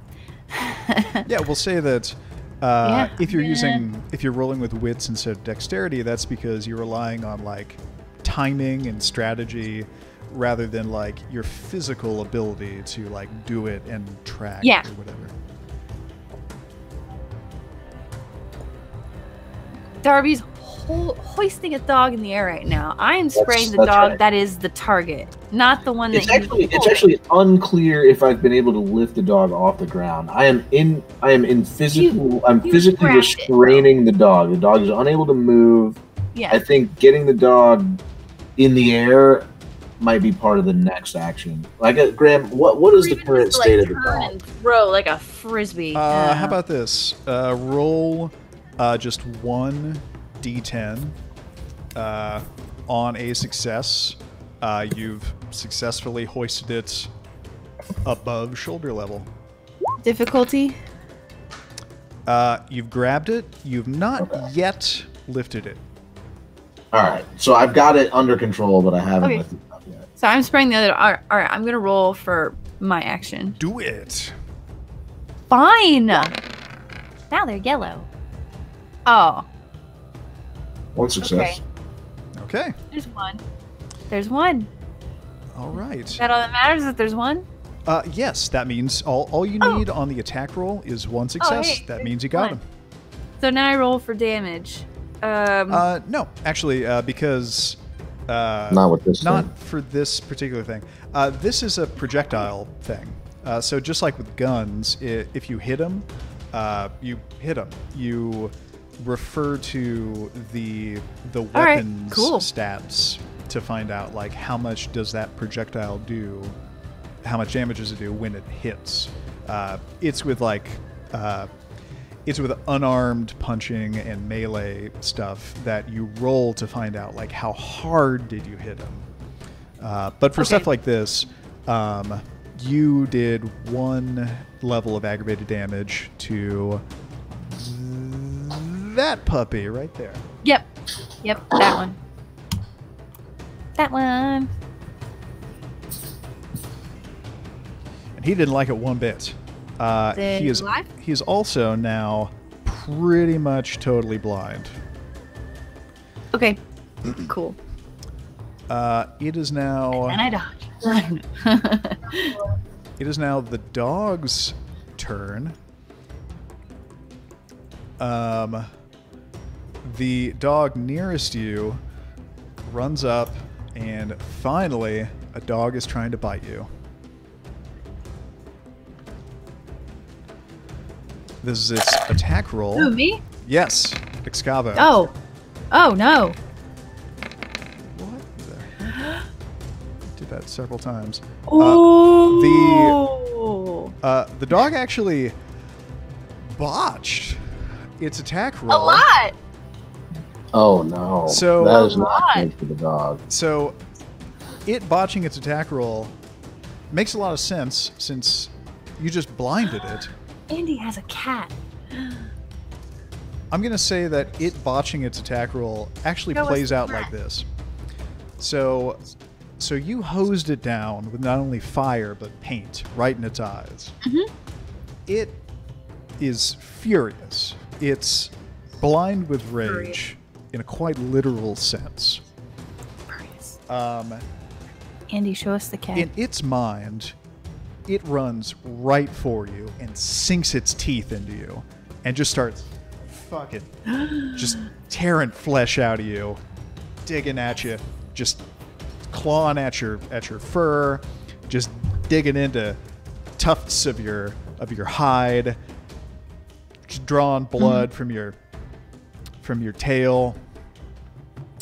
This is kind of confusing to it. It doesn't realize at first that it's sunk its teeth into its dog Yes. friend's ass. It's now firmly shit. clamped onto its dog companion's backside, but it's so mad that it kind of doesn't care. It's just in this blind rage, and it's just tearing out chunks. Darby, you are now holding on to a dog that is inadvertently part of, like, kind of what looks like a furry human centipede kind of situation. And the dog that you are holding on to has now taken a level of damage that it is rather upset about. Okay, I'm sorry. I may have missed some of the detail there.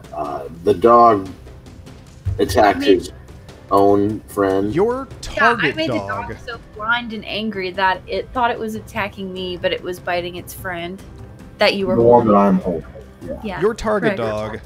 dog, blind, got turned around and charged, kind of got re-angled and charged forward into the dog that you were holding, and it bit into it and latched on.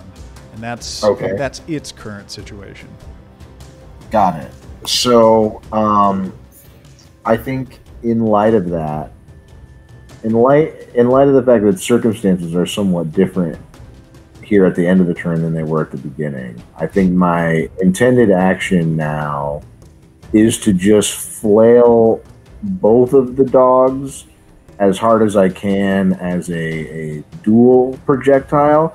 And if I can flail them in a targeted sense, I'd be interested to hear what the rolls would be for that.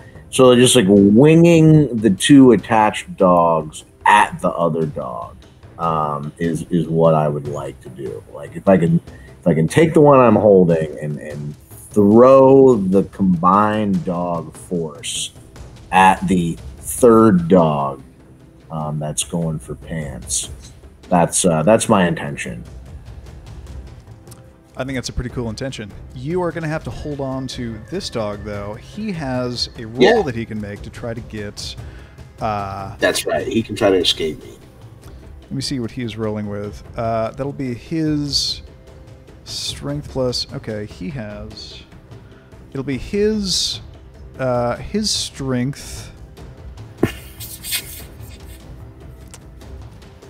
I think his strength plus athletics plus your strength plus potence plus... actually, wait, no, let me... His strength plus athletics... Strength... Okay. I think you're comparing strength plus brawl, and then you get to add your potence. So this is his roll.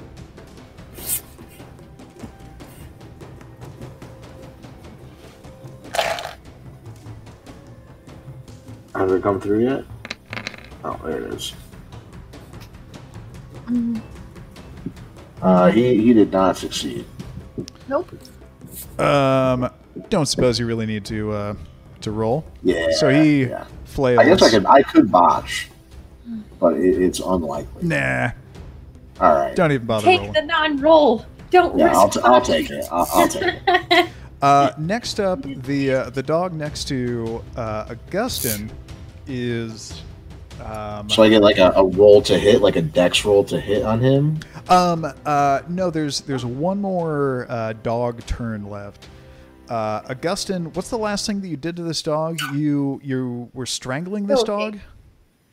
I was just straight going ham, hockey punching the thing. Yes, right. Pulled his shirt over its face and was just punching it. Okay, this dog is attempting to. So the pillowcase is over the dog's head. Yeah. And you're punching the dog. Yeah. Okay, the dog is trying to just escape from that situation, and it's supposed to be rolling dexterity plus athletics. So he has a slightly larger dice pool for this. He has Pretty good roll. three Three successes. He actually pops out from the pillowcase and sort of does this little dog scurry, and he's created a little bit of distance. He's about 3 feet back now. And this, I think, brings us back around to the beginning of the initiative order again. Let's bring. Did I ever get my celerity action? I never got to throw the dogs. And and that brings us to Darby's celerity action, where he gets the opportunity to throw the dogs. And this dog is conveniently cleared away from Augustin. Made it an easier target. Yeah, less likely I'm going to hit my friend, which is nice. So what's the challenge level here? What do I need to? So I think I've already subdued the 2 dogs, so I don't have to roll against them again. They are simply my weapon now. But I have not hit the other dog. You you have to hit. What's your question? Sorry. I'm trying to figure out what I roll to figure out if this works or not. I have throwing mechanics written up. Let me see here.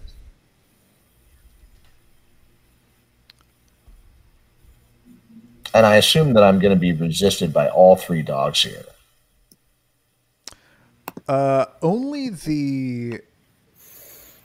Actually, kinda no. You're just throwing them. They're just an object that you're holding on to.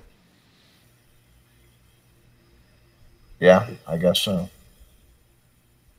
Like as soon as you have one of them in a hold, I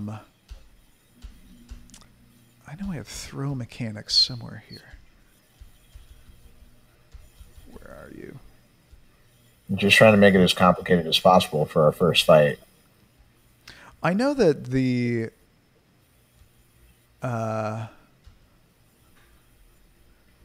throw mechanics are kind of brutal when it comes to the how far you can throw stuff. Like every 2 pounds heavier, something is. I am not worried about that. The strength stats on my guy are absurd, and if I have to burn blood, I will. Okay. It's dexterity plus athletics. How much do you think a dog weighs? 80 pounds. Yeah, I mean, I assume these are like scary large dogs that 100 were a threat to us in the first place. So yeah, 80 to 100 pounds. So let's say they're 160 pounds total. Mm-hmm. Yeah, that seems fair. What is your total strength plus potence? 6. I think I have those stats in my character sheet, maybe. Where's my notes? I can carry 800 pounds. I can throw a motorcycle.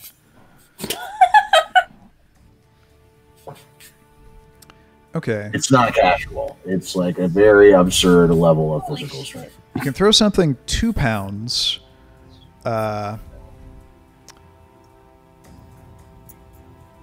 30 yards for every 2 pounds of weight the object has. This distance decreases by 5 yards.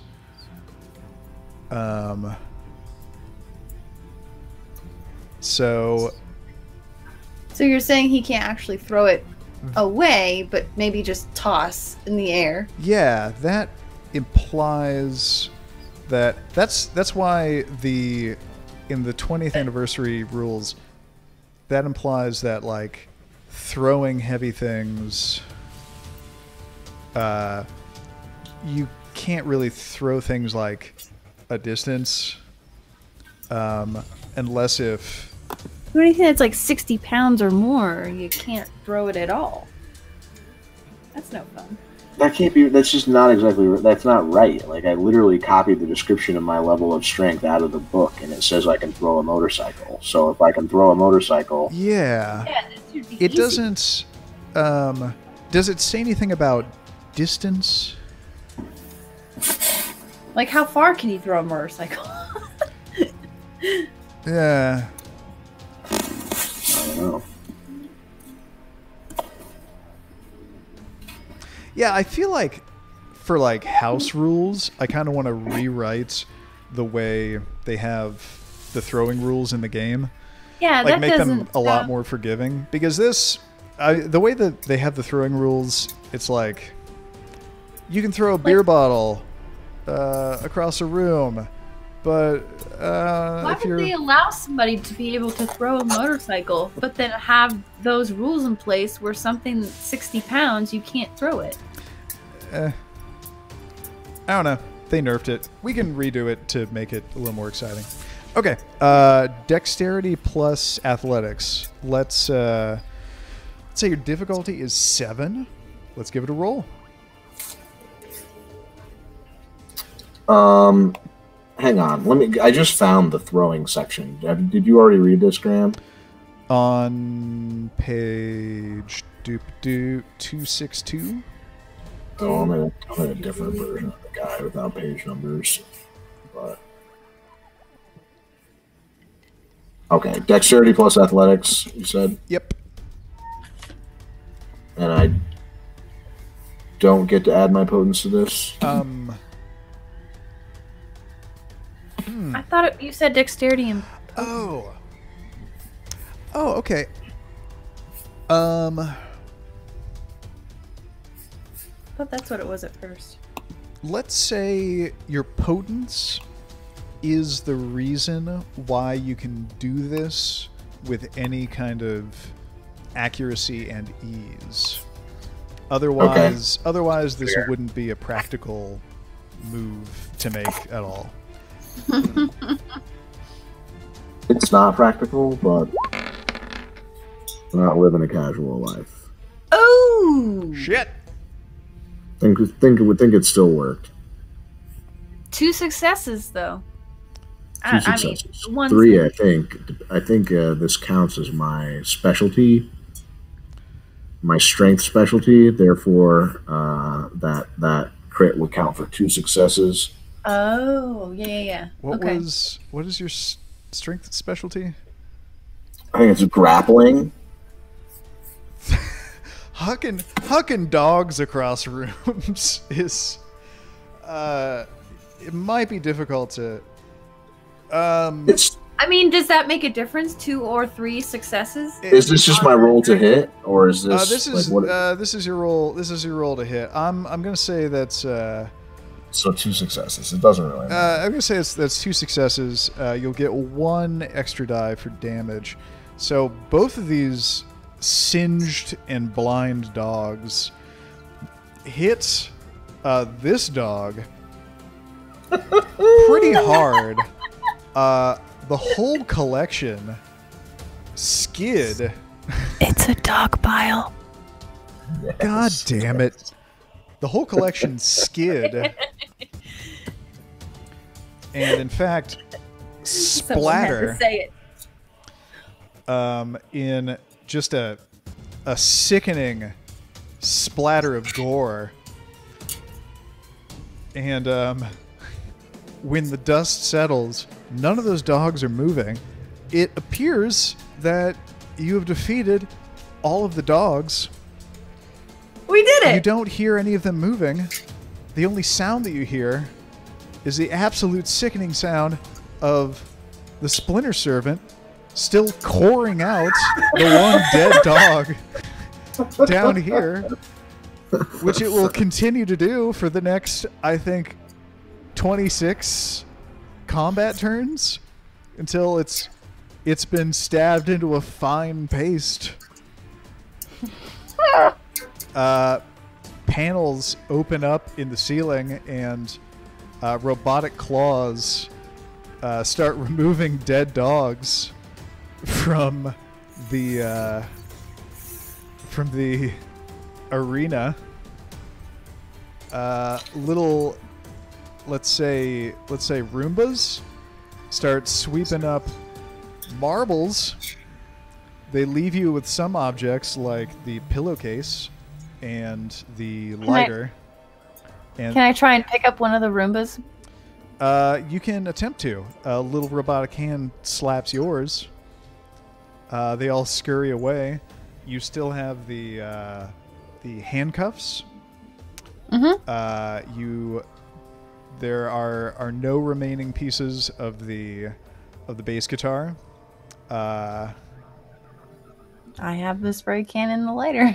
The spray paint actually is empty. You still have the can though, perhaps as a memento. The lighter is still there. It's fine. It's still going strong. This is Zippo. They're one of the sponsors of the show. Well, that's nice. I may need a humanity check. Zippo! Watch the Splinter Servant do its thing. Like, I feel like that would really gross Darby out. Oh no, it did. Yeah, I can confirm that. I don't think humanity checks can. I guess I don't really know how it works.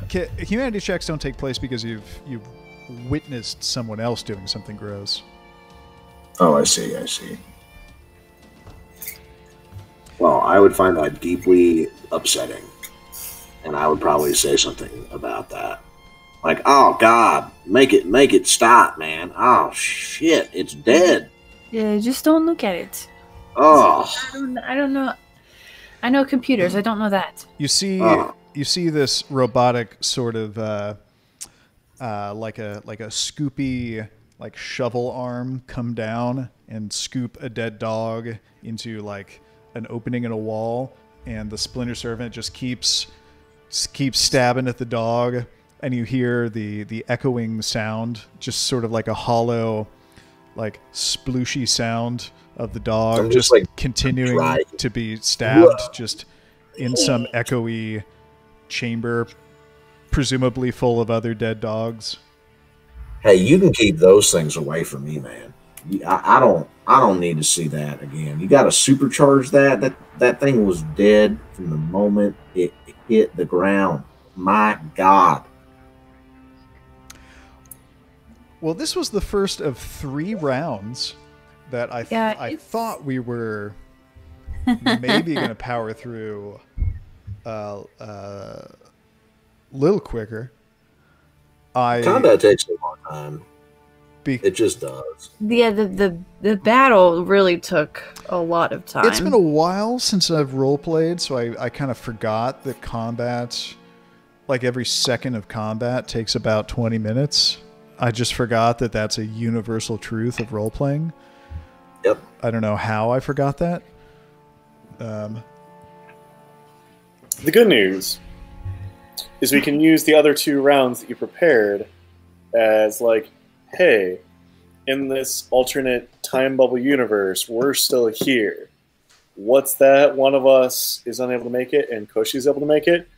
The ground opened up and just sucked one of us into it, and another hole opened and ejected Koshi into the world. And now it's us three. Sure. So this is a good pocket galaxy for us to exist in. And no matter how many times we come back to this game show world, that Splinter Servant is still going to be stabbing that dog. You enter a room to hear a faint... There's just going to be blood slowly like pooling out of a crack in a wall as that dog just gets more and more liquefied. And then like a month later, it's going to just sort of stumble out of a hole in the wall panting. I think I'm done, boss. There's nothing left. There's just nothing left. Well, my challenge is going to be to continually outdo myself for the spectacle of nonsense that I attempt with Darby. Using one dog against another dog and then throwing two dogs at a third dog, that was fun. That was a good start. And I think, they're setting the tone exactly where I like to see it here. I'm a little proud I came up with that idea for the flamethrower. Like, hell Yeah, that was great.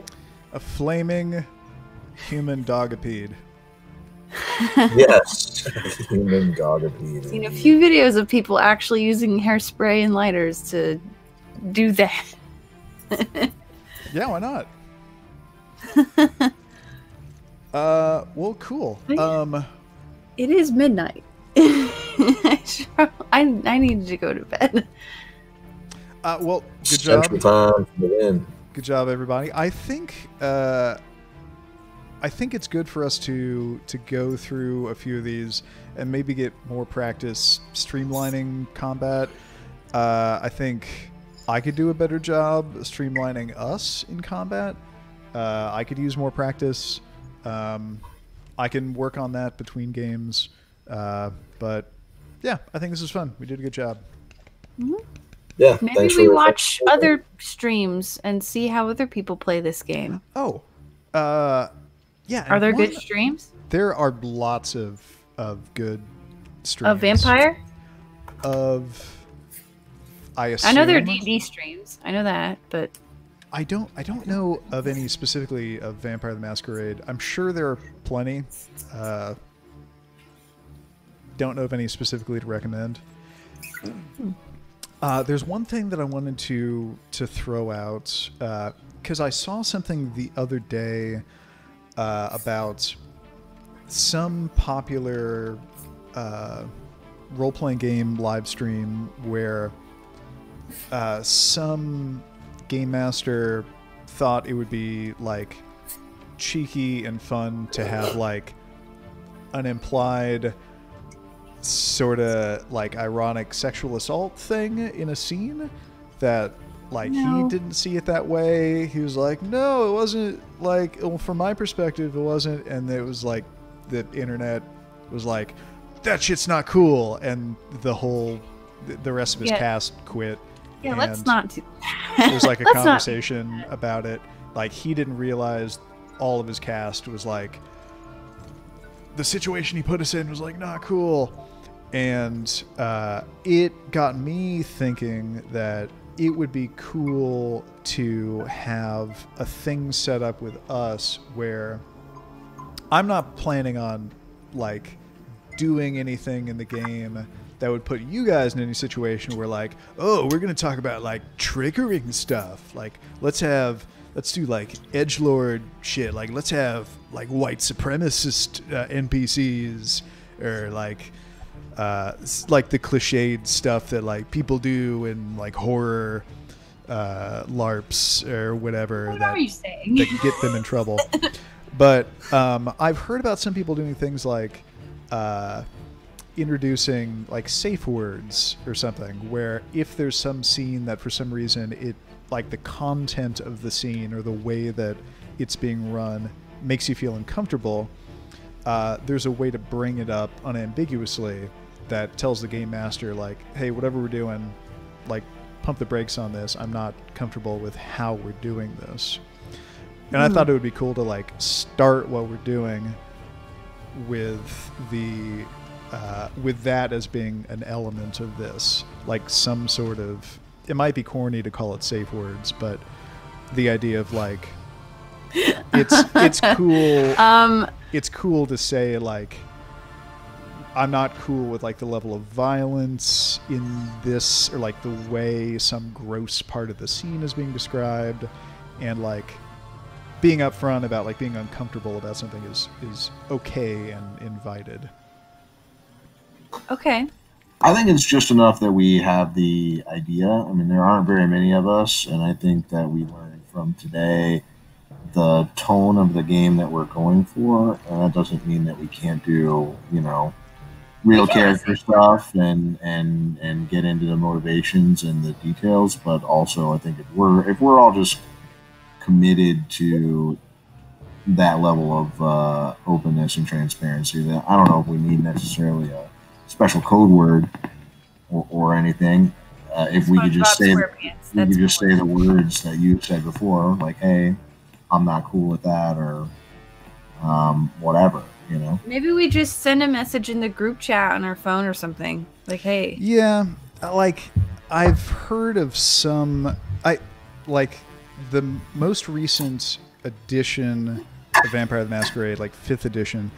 I think the last version of it to be published has like an appendix that introduced like suggested rules for like hand signals or something to like do at the table or something, or like a card that people could put down, like formal I don't think rules. it has to be that complicated. Yeah, I'm not suggesting that. Like, I think we don't have any trouble communicating with each other, but I think it's neat that people have introduced ways that like some people feel burdened like speaking up when they feel like uncomfortable, and I think it's cool that people have introduced ways to like make that easier.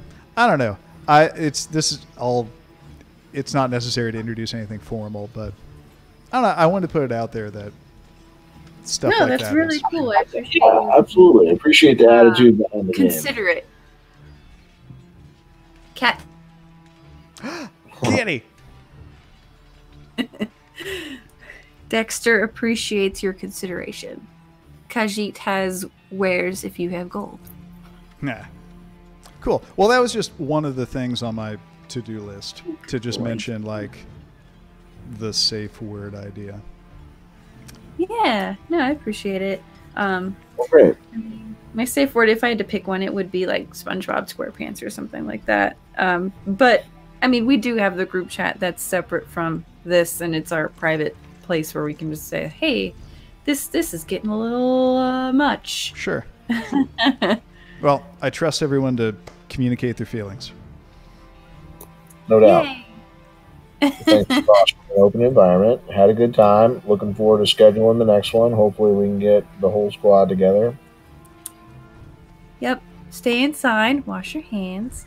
Yeah, right? Same to you. Talk to you soon. All right. Bye-bye. Have a nice night. Good sesh. Love you guys. You guys. Bye.